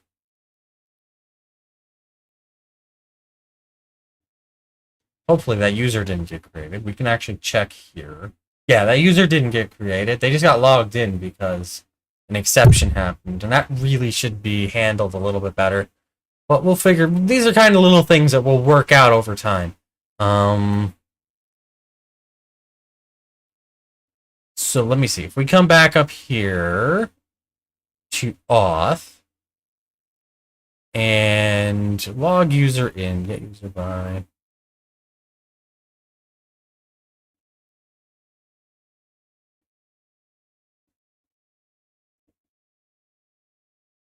Where are we setting that cookie? We're setting it inside of home redirect. I'm not sure. Honestly, not sure how that actually ended up logging them in. Very odd. It shouldn't have happened.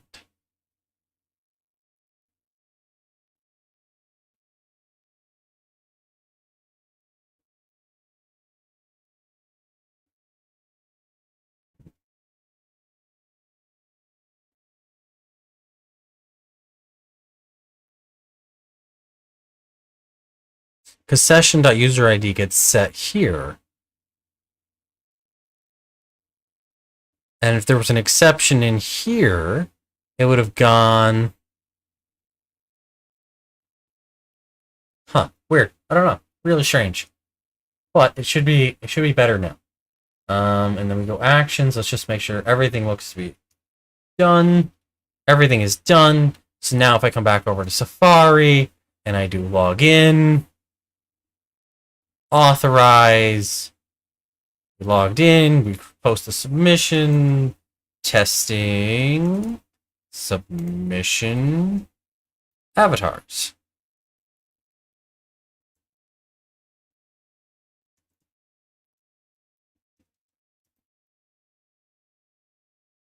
There we go. So now Discord avatars are working on the live site. And it should detect animated avatars now. I can't test that. If any of you have an animated Discord avatar, have at it. Let's see if it works. So what's next? What do we got to work on next? Well, admin. There we go. So now I see I've got 2 users. And what do we do now? Oh, that's what I was working on. I was working on... Okay, I don't know why that happened, so I'm not even going to worry about it. That shouldn't have happened. It should have been possible for them to get logged in if there was an error here. Because this function would have raised an error. It would not have been a SQL programming error or a SQL operational error. So it should have gone to the accept. Didn't redirect home. It just gave a 500 page. So I don't know what even happened. That's so confusing. Alright, stretch. Ugh.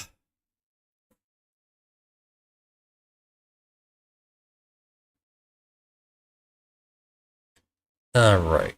I think we're pretty much there. Oh, you know what we don't have yet?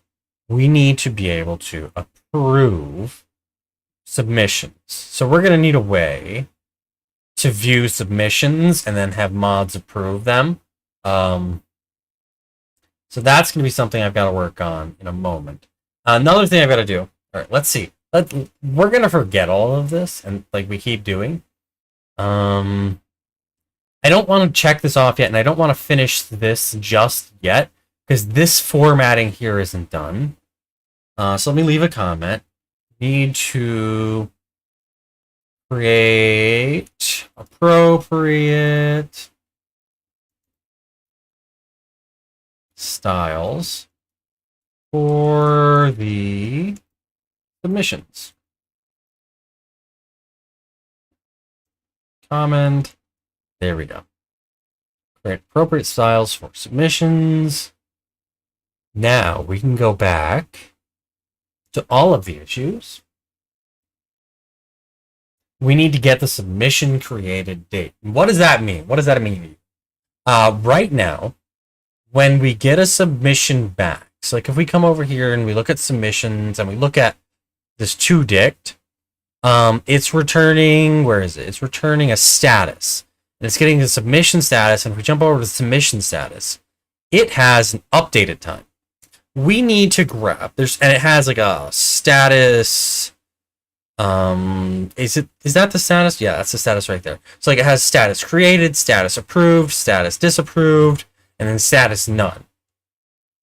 So right now, it's going to, the only date that is attached to a submission is the date of the most recent status update.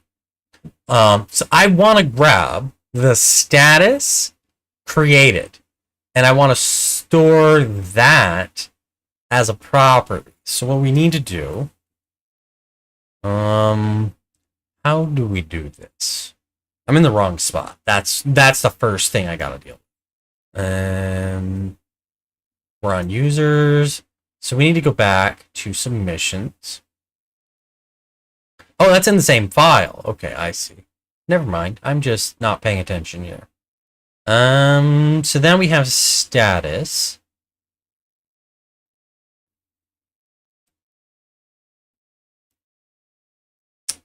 I'm trying to see how this is being pulled in. It's going to either be a submission status or none.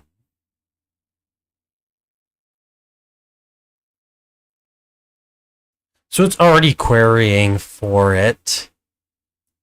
So I think what we need to do is I need to look at the database. I need to look at challenges. And then there is a tool window I can use.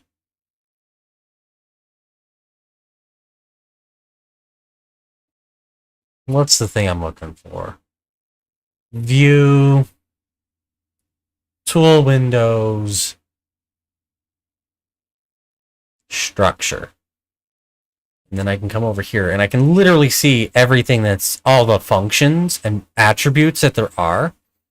What I'm looking for is one to get submission status.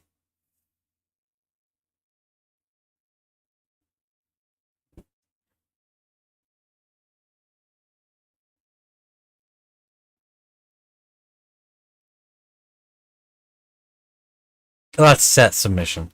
I want to get. Create submission, set submission, get submission, get submission status. That's just getting the most recent one. We're going to copy that. We're going to do this. Get submission created status, submission ID,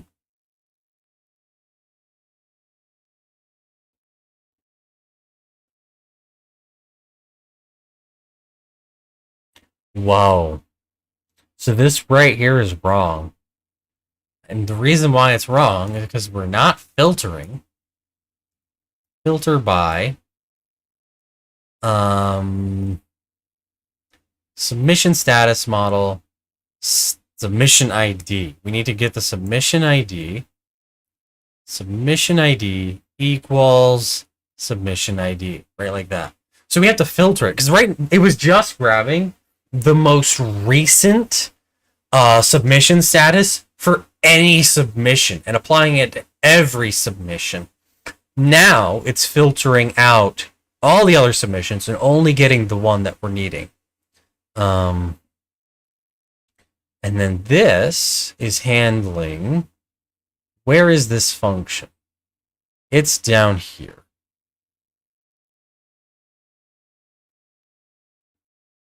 Get query result. And that's doing the injection. So if I jump back to where I was, I don't need this. And I don't need that. There we go. That makes things a lot simpler. Right. Because what we're doing is this is handling all of the querying. We're just building a query. Created status. Now we have to add the filter to that. And then I need to filter by status equals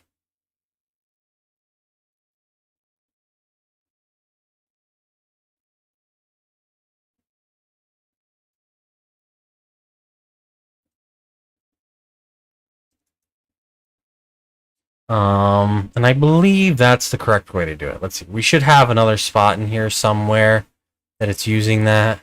Is it up or down? I can't even remember at this point. Where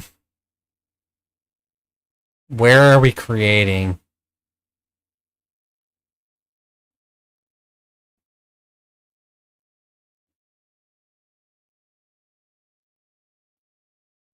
Where did set submission status go? Right here. So we give it a status, and it literally just sets the status. Cool. So that should be exactly what we need. Trying to see where on earth is my cursor here. And here we go. We don't need to order by, so we're only going to get one. So now we're querying for submission ID, and then we're querying for the created status. And then we're going to return the submission status, right like that. Super simple, super basic. We can get rid of this extra stuff that we don't need anymore. Right like that. And then we can come over here to our submissions entity. And we can add a property.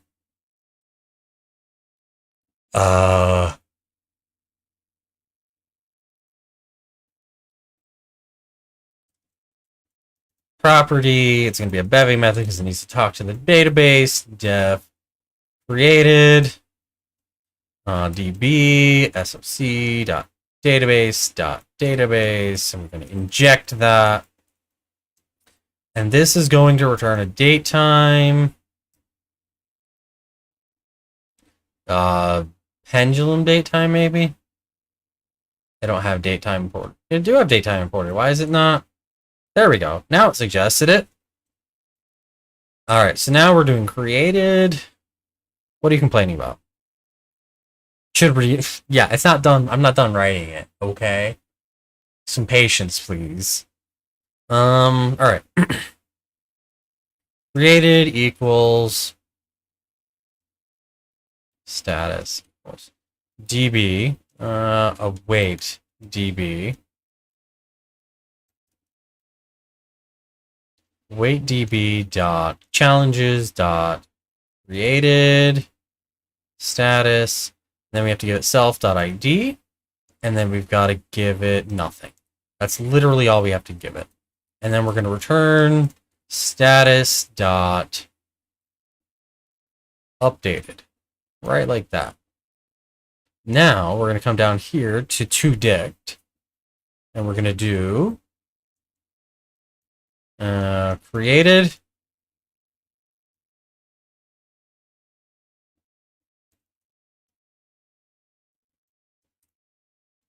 should be as simple as that.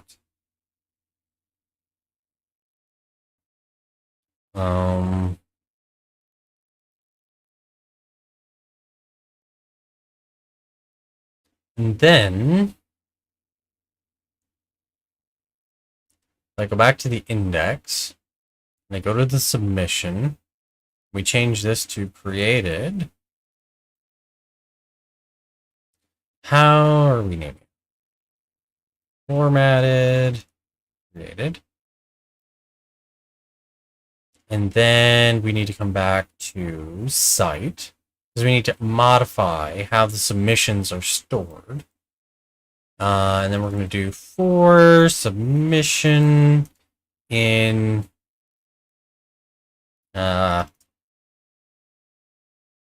I submission in enumerate challenge dot submissions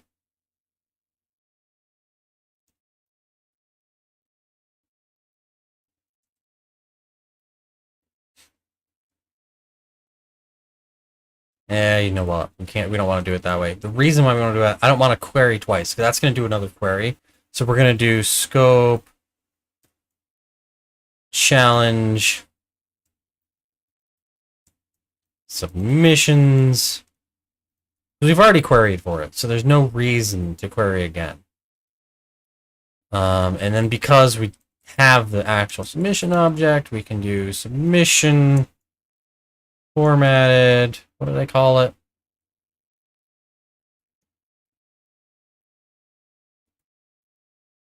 We can do that. Equals.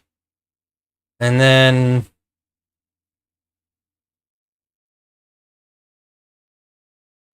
let's import pendulum.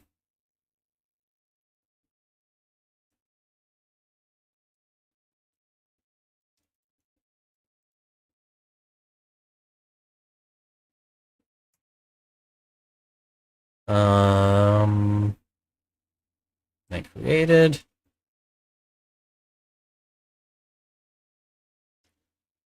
Pendulum dot instance.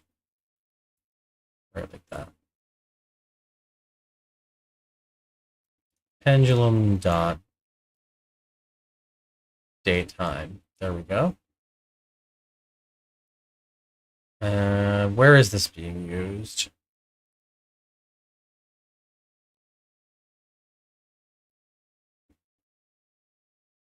I guess we'll go with it. We'll leave that as is.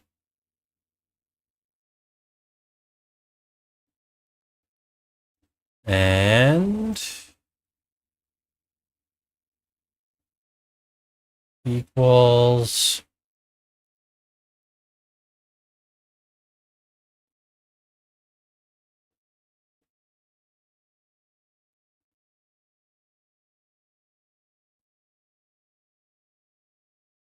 I'm trying to think why it's saying that, but alright, we'll not worry about that for the moment.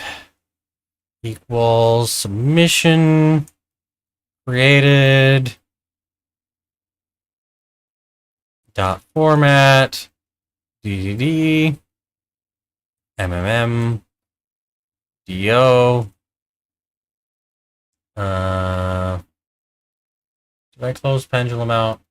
I think I did. Pendulum. And then we want the time.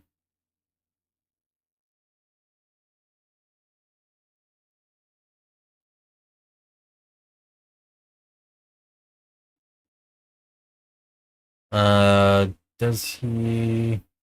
I don't know. I'm trying to see if where the table of formatters are.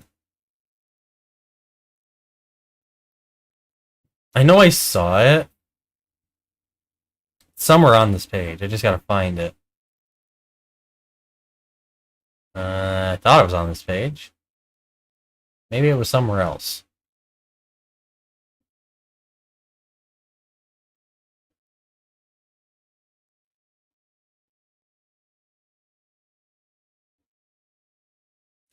Oh, good lord.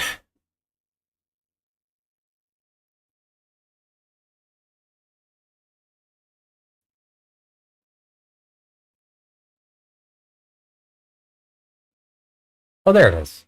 Right there. So we want hour. We just want uppercase H. No, we want lowercase h. H. And then we want minute, lowercase m. Nope, we want uppercase. Nope, we want double M. There we go. And then we want AM, PM. I think right like that. I think that's what we want. Oh, I see. This is what's wrong. Don't need that enumerate anymore.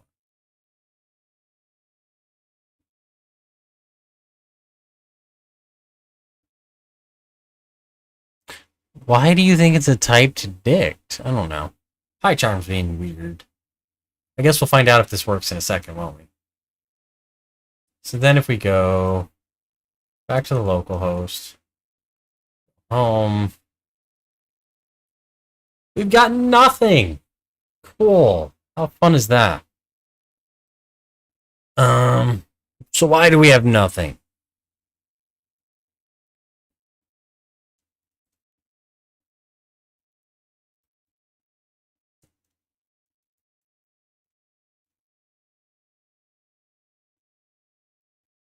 Start that, and then we will come back over here and reload this. So it's creating them.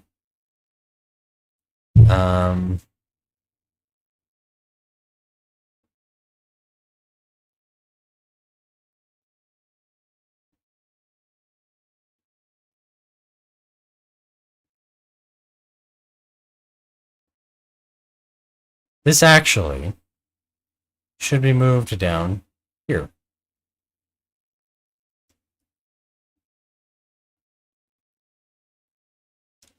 And the reason for that is because if no one's logged in, then I don't know. I guess it didn't need to go there, but it'll be fine there, I think. Session. No, it shouldn't go there. Because then if they're not logged in, I know why that is the way it is. This is like that because... So what we can do... The reason why it's like that is because we only care about the user votes if the user's logged in, because that's their votes. Alright, cool. So now we're using one loop for the submissions. We're checking if there's a session. If there is, then we're looping through the votes to look for their votes. But that doesn't explain to me why this isn't working.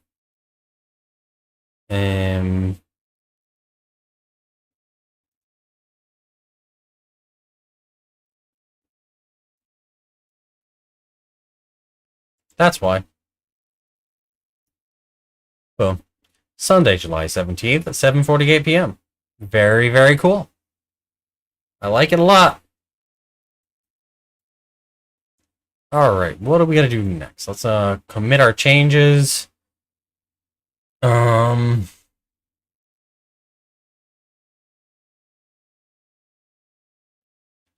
Add this one.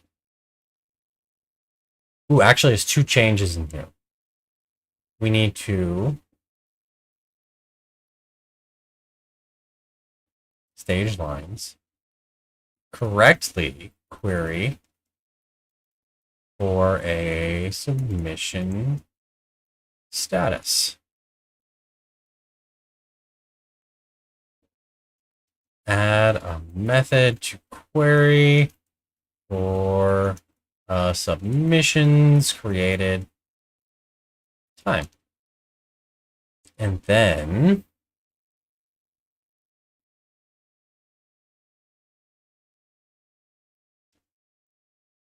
add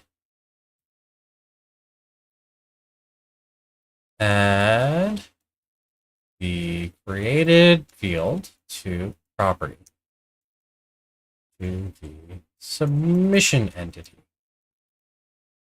And then display the created time for each submission. Boom. So now we can push that up to the cloud. All right, step by step, we're getting there. A little bit at a time. Why are you complaining? We're missing our alt attribute.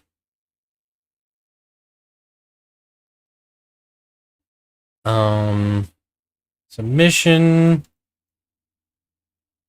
dot created by username avatar. There we go. So let's commit that.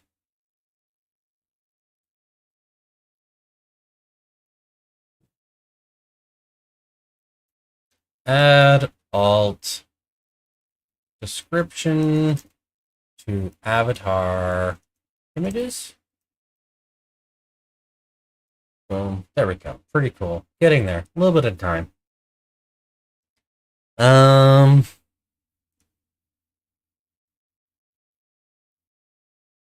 So now we've got the submission created time. We need to add. I think we need to jump into the ad. That's what I think we need to do. We need to come into the admin. We need to add the ability to click on one of these challenges, see all of the submissions, and then allow mods to change the status of any given challenge. Oh yeah. Oh goodness. It's like you feel like you're so close to the end and like you're still missing features. It's like, oh yeah. Because we gotta get the status working so that we can get leaderboards working. And then once we've got all that working, we need to have a way to notify the user that they've the status changed.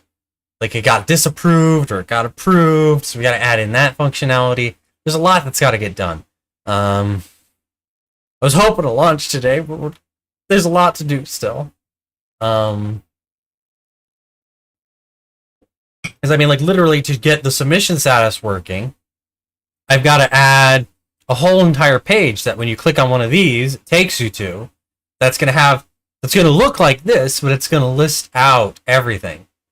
Yeah, soon TM, that's right. Like, it's just like, there's so many little things you don't think about. So many little steps you gotta go through to get things done.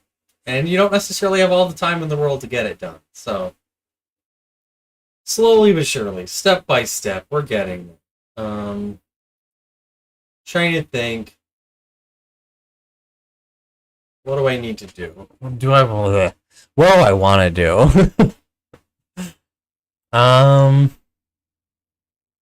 think we're doing pretty good though. Whoops, not what I meant to close. There we go.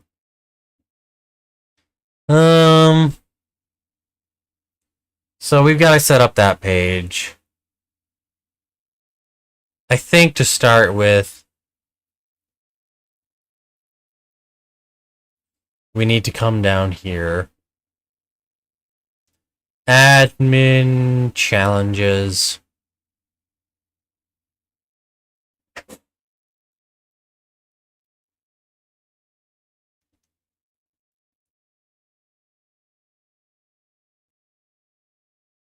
/challenge.id.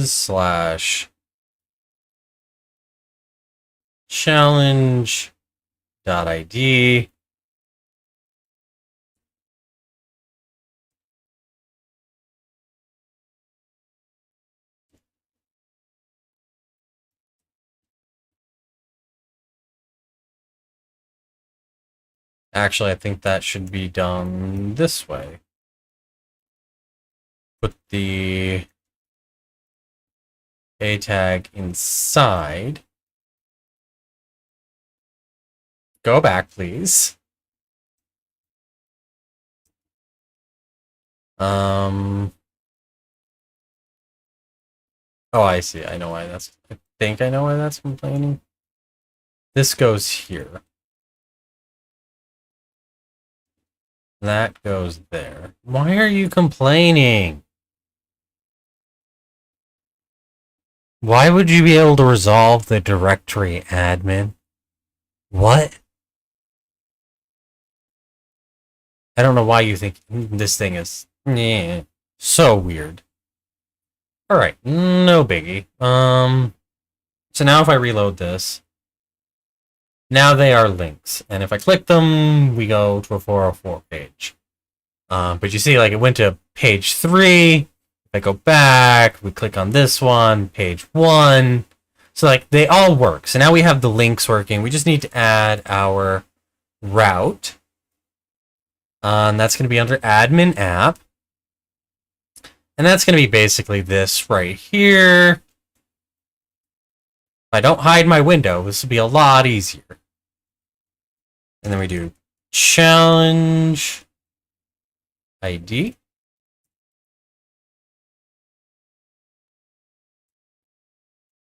Challenge ID int challenge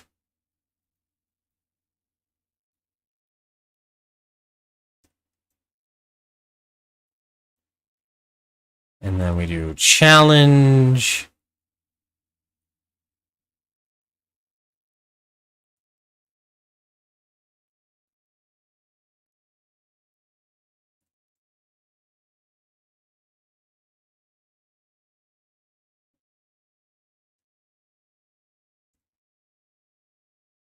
challenge ID. And then why is that? I don't know. Sometimes the autocomplete just doesn't work the way I think it should. And then if we come down here, and we copy this and we make it challenge.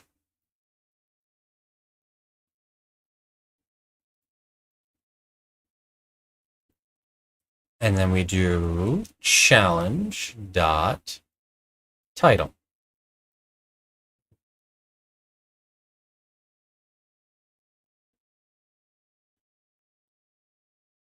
For submission, and challenge dot submissions.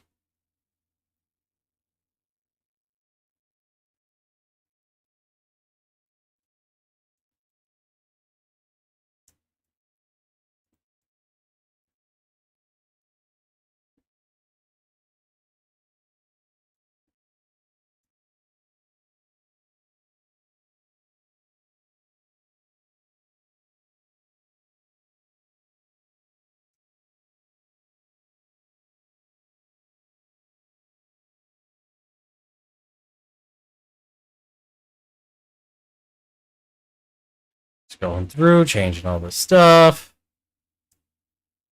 That's not strong, that should be a P.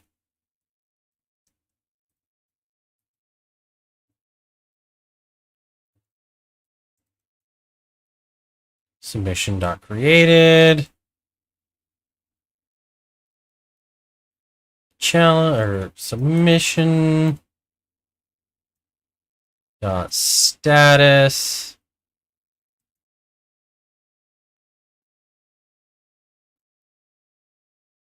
Created by.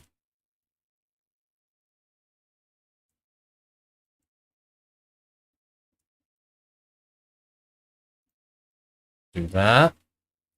All right, let's see if it explodes. We got to restart everything. And then if I click on this, it worked. Very cool. No information though. That should be the one that's running. No, that ended on the 11th, 16th, 10th, 11th. Here's the one that is active. And I don't see anything. Why do I not see anything? All right.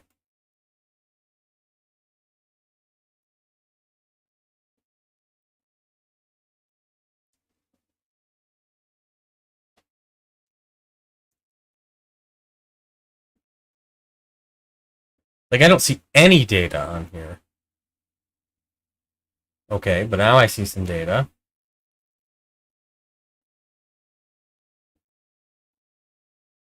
What is happening? Why are you not working correctly?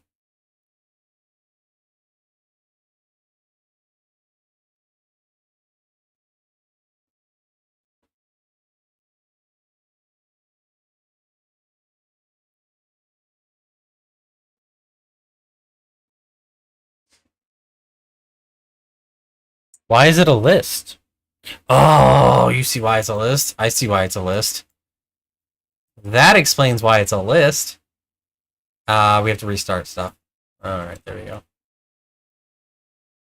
Ta-da! Ta-da! Boom! Um...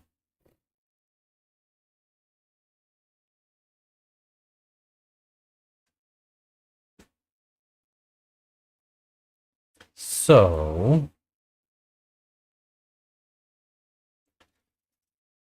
Alright, so now we need to come back over here to the template. Status dot updated submission dot status dot user ID. For now, we're going to do the user ID. Submission dot status.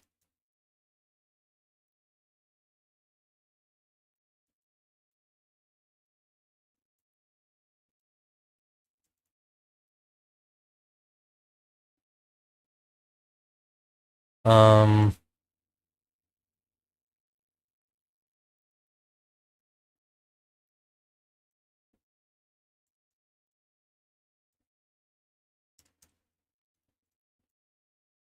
just getting this formatted. And I'll show what that looks like in just a second here. There we go. So now we've got the when the submission was last updated, what the current status is, and who set that status. Oh,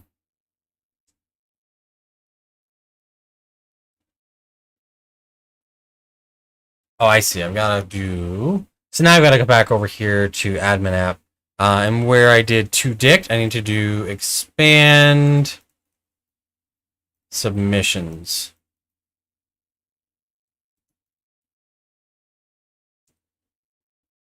I don't know why. It's taking, like, it knows where to go. It's just not getting the auto complete working correctly. And I'm not sure why it's doing that. Reload. So there we go. We've got the challenge description. We've got when it was created. We've got the status. We've got created by. It's empty for some. Oh, I know why it's empty. Why are you not switching windows? All right. Oh no, I want to go to the template. And then description.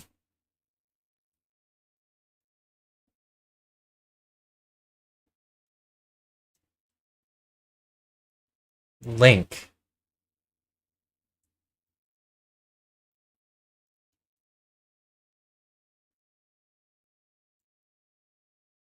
Href. Submission.link.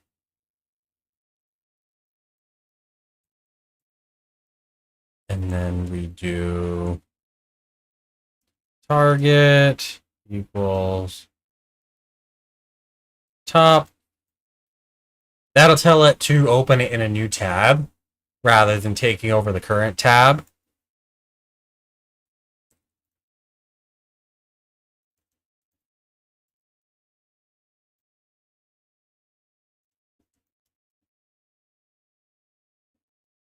It's in there. Now you can see the links, and if I click them, it didn't do the thing. All right, so it must not be top. It must be blank. There we go. It was blank. You want to use blank. Very cool. So now that will do the thing.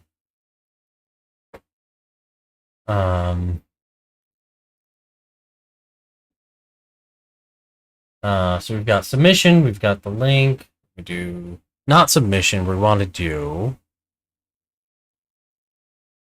description.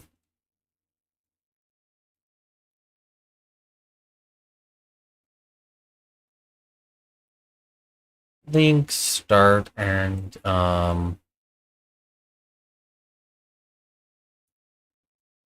created,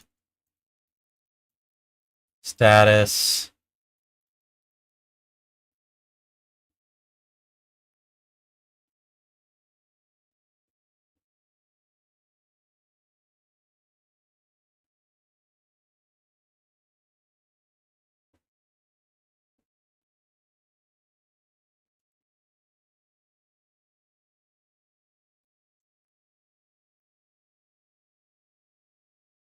and then I have not submissions, we have created by user. And then the last thing, do we have anything else we're missing?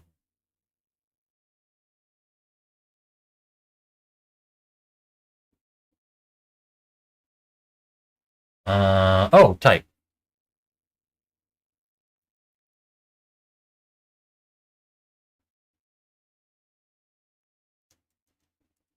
So then if we come over here and we reload,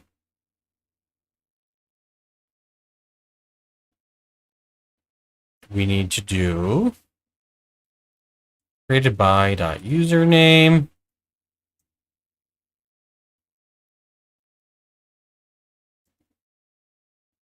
There we go. So now we can see all of the challenges. We can see who is the creator of the submissions. We can see who the creator of the submission was, what type of submission it is, when it was created, the status, when it was updated, who last updated it. We can see the description and we can see the link. Pretty awesome. Now, oh goodness, now what do we gotta do? Now we need to, oh goodness, I am being mentioned on Discord. Let's check that out.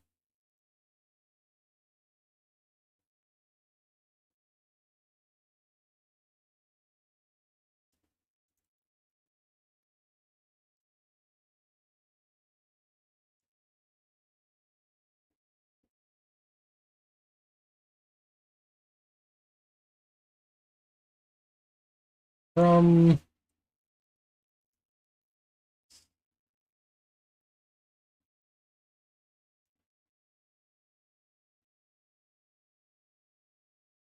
why is it doing this to me? Work.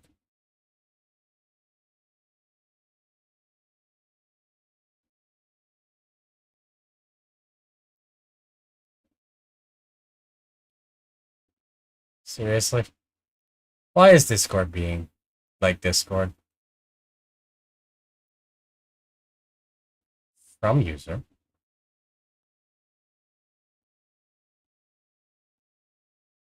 Is Discord search broken? I have no idea. Oh well. We'll worry about that later. So now I've got to add one more. TD. Select.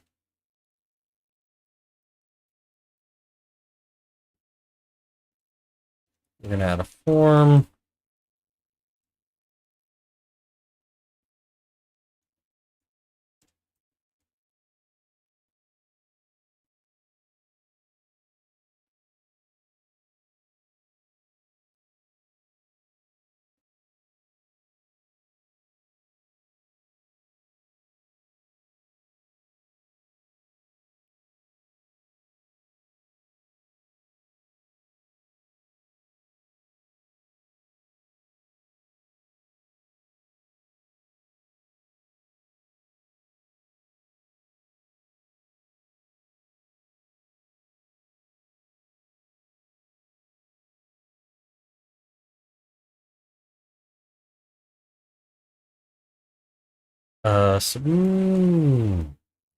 Submission .id.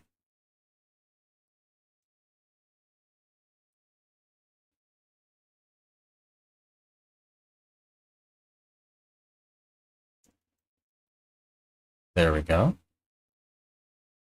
Then we're going to add the options.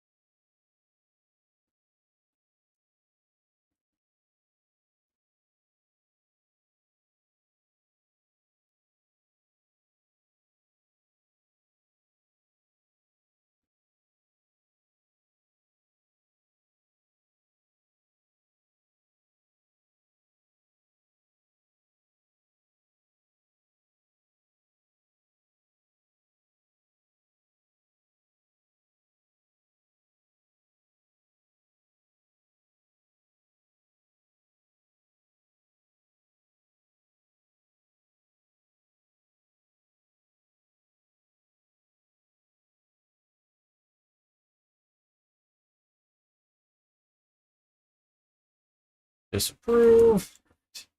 So now if we need to add a heading.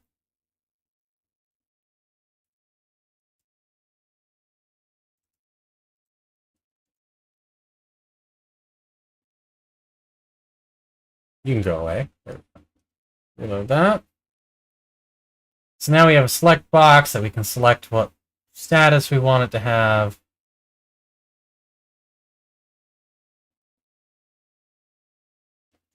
All right. Oh goodness.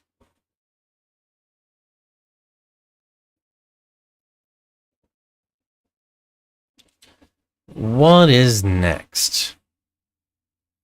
I need to make that actually function. To make that actually function, I gotta do two things. I've got to add the JavaScript to go out and do it, to make the request to actually do it.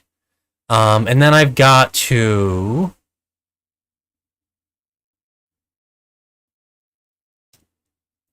we need a button. Update. And now we're gonna do this. Apply. And then we're gonna have an input type hidden value equals submission dot ID. All right, so now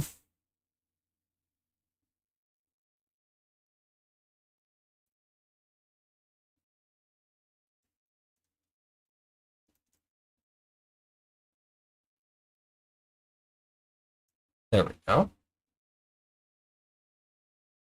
And actually, no, we're not going to do it that way. And then we're going to do data submission ID equals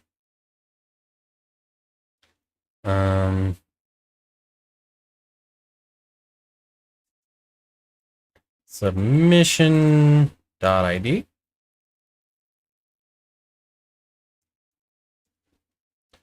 Script.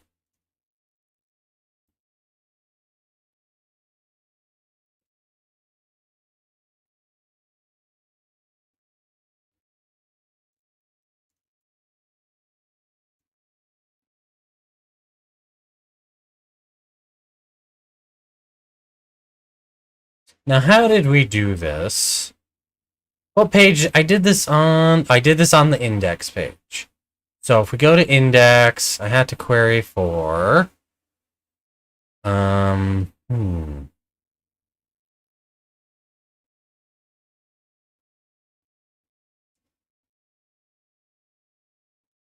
This is the one I did right there. And close that. Query selector all. And this time it's update submission status for each form. Why do I have that? There we go.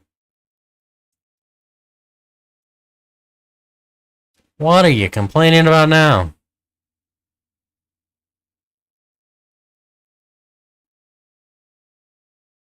Oh, I see, I see. Don't need the variable because I'm just calling for each on each one. Function. We'll do it that way.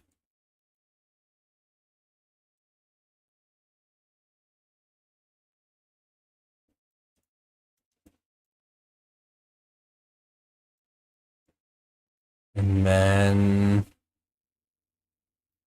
event goes into this function. And what do we gotta do? Let's test something out. .log this. Let's get up our console.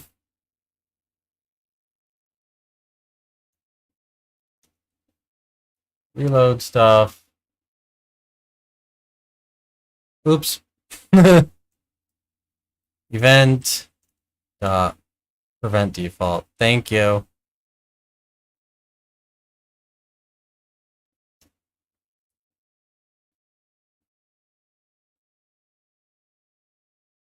Why do I have all that information there? Oh well, we'll figure that out in a minute, I guess. And it gives us the window. I don't want the window. I want you to have the form. It should have the form from the outer scope. Never mind. So we'll try that. Let's try that. Just out of curiosity. Yay, we have the form. Const submission ID equals form dot get attribute data submission ID. And then we're ready to do the thing. What's the thing we need to do? We need to send this to an API endpoint.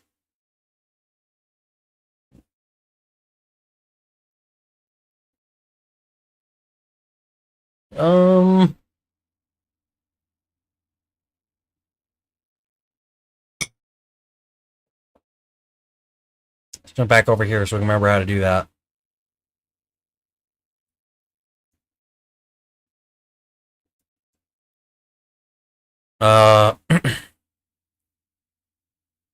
Admin API v1 challenges submission ID. Ooh, we gotta get the challenge ID. Lovely. Where does one get the challenge ID? That's where we get it. We're just gonna hard code it. Challenge.id, right like that. And then we can put the submission ID, update status. And now we do status, and then we're gonna post it, which tells it that it's an update. Method post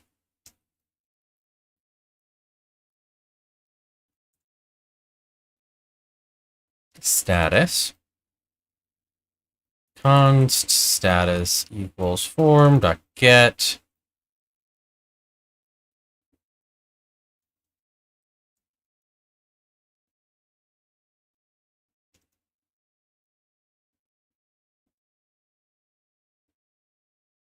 oh, I know why. I know what I gotta do.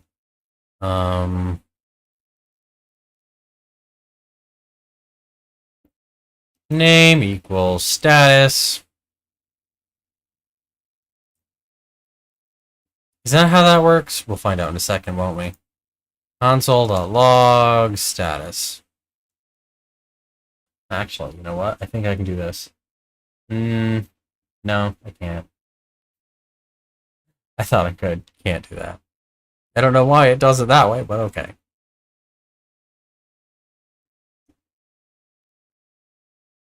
Come back. There we go. Apply. Alright, cool. Dot value. So then if we do that, we reload, and then we click apply, it'll be approved. If I switch to disapprove, we hit apply, it's disapproved. Pretty cool. There we go. So now we're able to get the value. We're able to... Why does it say 2? Why does it say 2?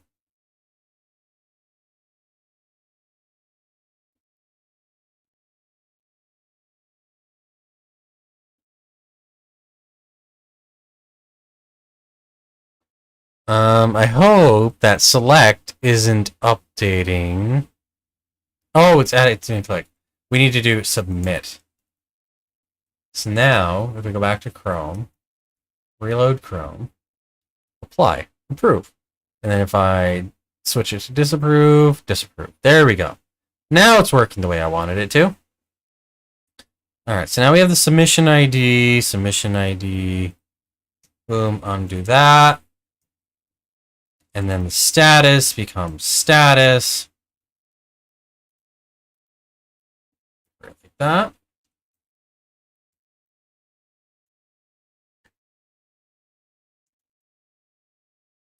So now, that should do what we want. There's gonna be no indication that it worked, but for now, I think that's fine.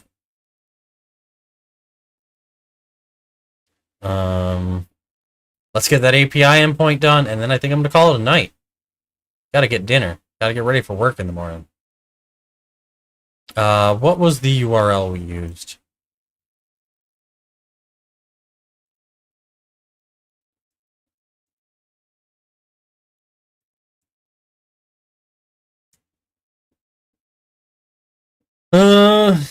Where's the one that's most similar?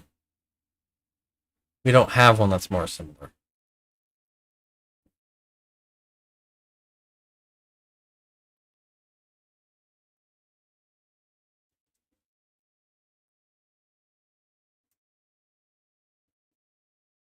Admin API dot post.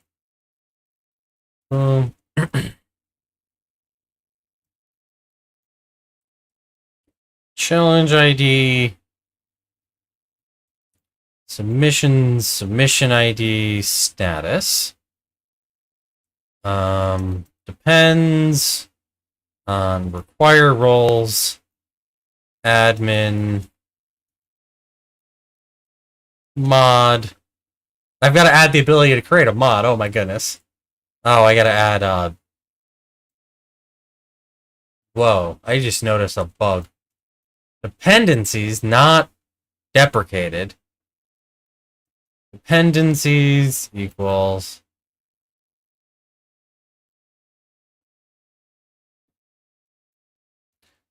async def update submission status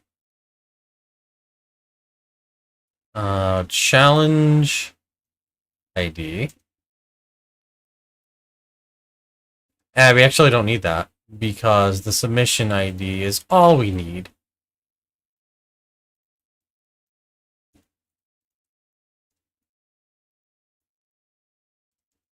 ID. And then we need to get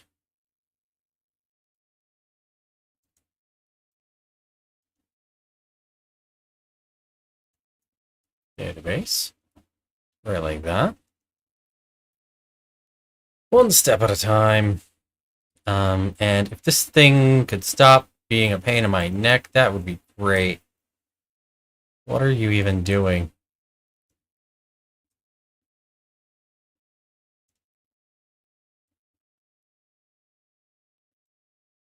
There we go. All right, next, what do we got to do here? We need to do this. Await db.challenges.set submission status, submission ID. We need to import from soc.entities.submissions import status.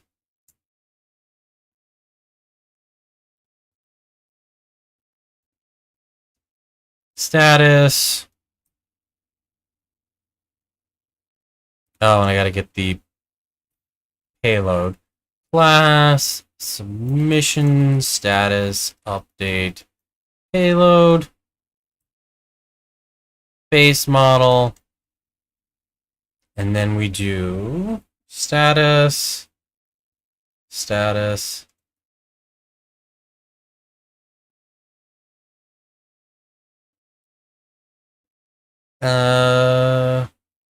payload.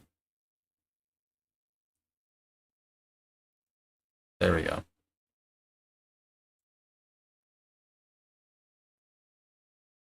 And then we don't have to do this. We can just do payload dot status, right like that.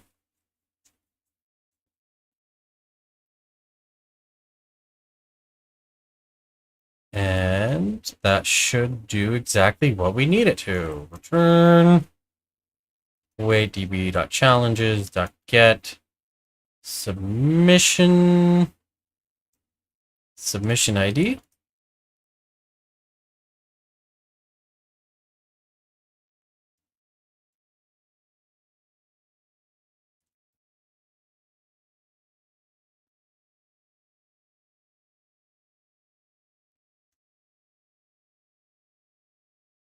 There we go. All right.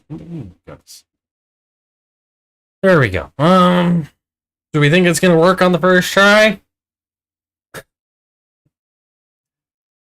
Got that down. Depends object is not iterable. What are you talking about?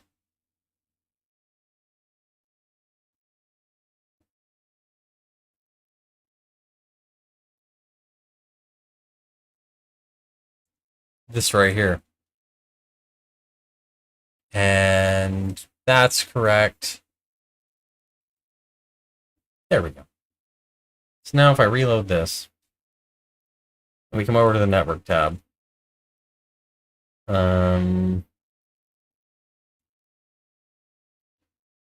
Let us clear that. So this one right here is just status created. So if I click apply, we get a status 422. What does a status 422 even mean? Method not allowed. What the heck? What method did we use? We used post. Is it not post? We went to admin API v1 /challenges/5 /submissions/10/status. Unprocessable entity. What?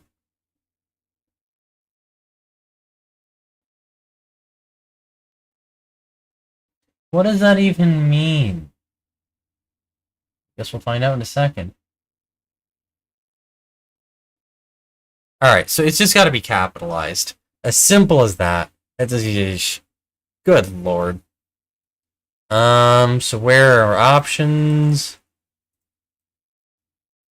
Approved. Disapproved. And then if I reload this, let's clear that. Apply. 500 error. Oh, we gotta set the user. Bluff. Alright, so how do we get the user? Bearer token. There we go.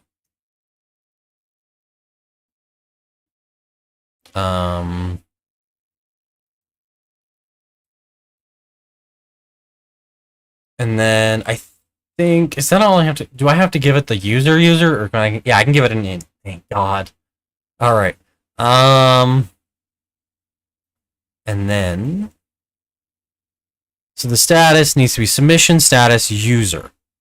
And then we do session.userid. As simple as that.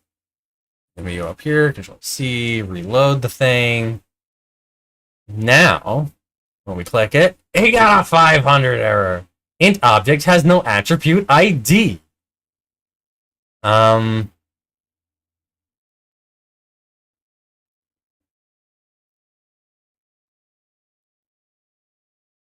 Why would you do this to me?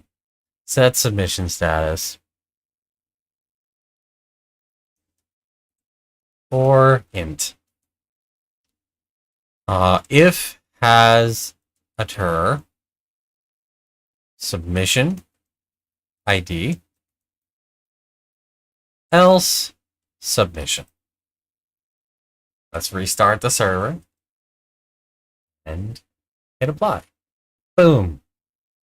And now, if I reload, it's approved! It's approved! It worked! It worked! It worked! And you'll notice that the created time is 1948, and this one's approved time is 2209. How awesome is that? And then if we come down here and let's disapprove this one from King Crab. Like right now, it's user ID 2. We need to apply, and then we'll reload. Now it says disapproved by user 1. Awesome, it works. It's there. It's functioning. Alright, so now let's commit all those changes. That was a pain in the neck, but we got it working. Support submission IDs. And then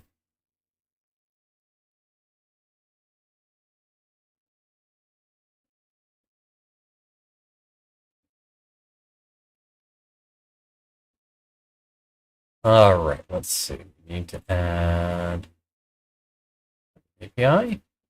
Ooh, that's right. I had to fix this one right here. Correct. Deprecated. Correct. Route dependencies.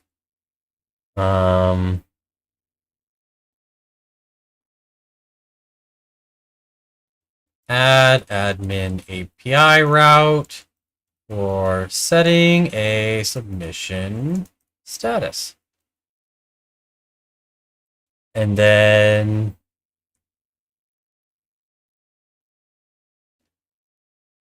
add a page for managing challenge submissions. Boom. Awesome. There we go. We'll get that deployed and we'll see where we're at. This should be, there it is. It's deploying slowly but surely.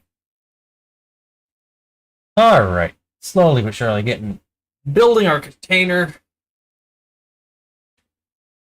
Oh my goodness, guys. That was so much work. And I still have to add the ability to create mods. I've got to add the ability to do so much more. Let me see. If we come over here, this is done, so we can close that issue. Whoops, issues. This is done. This actually, do I still have? I do still have that running. So now, if actually we go to, because I disapproved that one submission. So if I go home, it still shows up. So I've got to add a way to, now I've got to add the ability to hide submissions. So let's create an issue for that. Hide disapproved submissions. So we've got that now. So we got to add that ability. New issue. Make users mods. So we got to have that ability.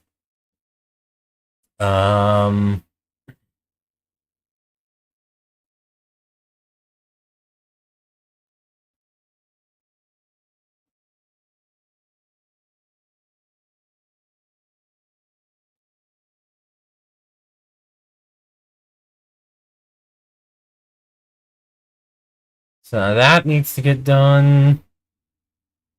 This got done. Yeah. Close issue. Got to add the ability to ban people.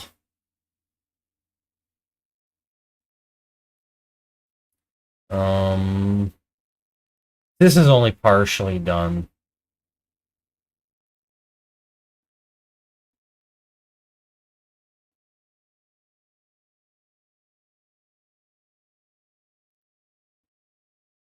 This is done.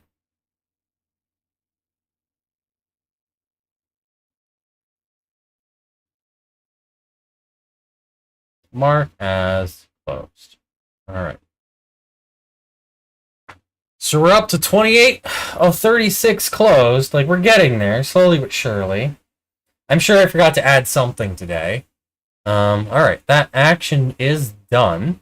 So now, if I go over here, and we reload this, now we have these links. This one has 2 submissions. And now we can see those submissions. We can approve them, we can disapprove them. All kinds of fun stuff. All right, cool, awesome, great, looking good. Slowly but surely making progress. Let me remove that. Let's get rid of that. Challenges. Challenge.html. We we scroll up, it's right there. And then we'll commit that. Remove JSON dump. There we go. Push that up to the cloud. All right, guys. I hope you had fun watching me code there. That was it's a little bit of a tedious day where we're not like making some big breakthroughs or anything like that. We're just like kind of beating through issues, getting little features built, getting things done. Not necessarily the most exciting stuff, but it's necessary to get us towards our end goal of having a working, functioning website. And we're that close. We're so close to having it done. We're almost ready to go. We can create challenges. You can create submissions to a challenge. You can vote on submissions. We can now approve or disapprove submissions. I've just got to get, I want to be able to report submissions. So, any user can jump on and report a submission for being a problem, and it'll let us know in the mod team. I've got to add the ability to create users who are mods. There's a bunch of different little things I got to get done. Hopefully I'll be able to bang some of those out later this week. Maybe a little bit tonight. I don't have any. I just got to go get dinner. I just got to get ready for tomorrow. Maybe I'll bang out a couple things before I go to bed tonight. Get a few more things banged out and done. We're that close. We're so close. It'll be done before next year. I promise you that. A little bit at a time. We're getting there. Making progress. It'll be done soon. One of the things I do have to get is we gotta integrate it with the Discord server. But that's something that can come a little bit later. But I do want to have an integration with the Discord servers. When someone makes a submission, people will be notified in a channel, hey, a new submission has been made. So they know to go vote on it and say, hey, this is a cool submission. Leave their votes on it. So there's a few things we got to get done there. But we're really close to having it done. It's almost done. I would really appreciate. I know everybody's busy. I know everybody's got stuff going on. But if anybody has time to jump in here and just write some CSS to make this look pretty, that would help me out so much. It'd be one less thing I have to do. I know Arian, he designed this. He got all of this working up here. He got this laid out nice and neat, looking good. So I'm open to help. I'm definitely open to help. Like I said, jump into the thread that I have over in the collaboration discussion. And let me know what you want to work on. Let me know what you're working on. Ask what you can work on. I'll let you know. There's lots of stuff that we can get done. But yeah, if you're not already a member of the Beginner.Code's Discord server and you're watching this video, you're watching this stream, be sure to check it out. Join it.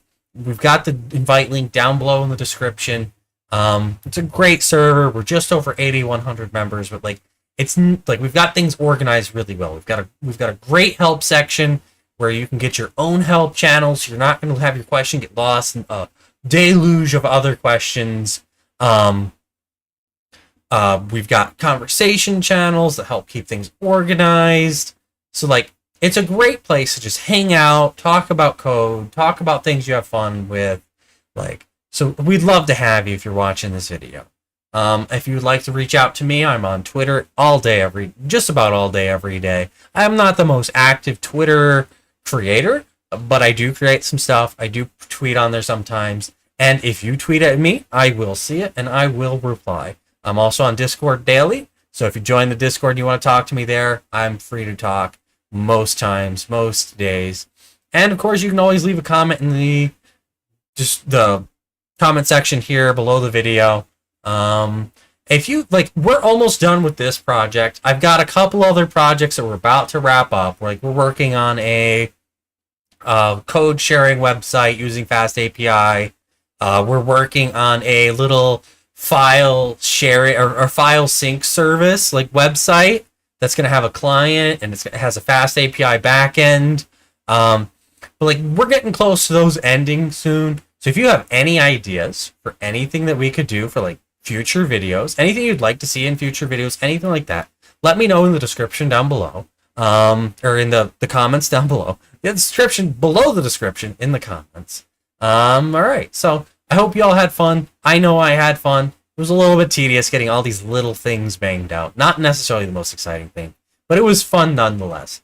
So yeah, I hope y'all have a great day. I will be live Wednesday at 5 p.m. Eastern Time, and I will probably be live next Sunday again at 3 p.m. Eastern Time. So I will see you there. Y'all have a great week. Have a good night.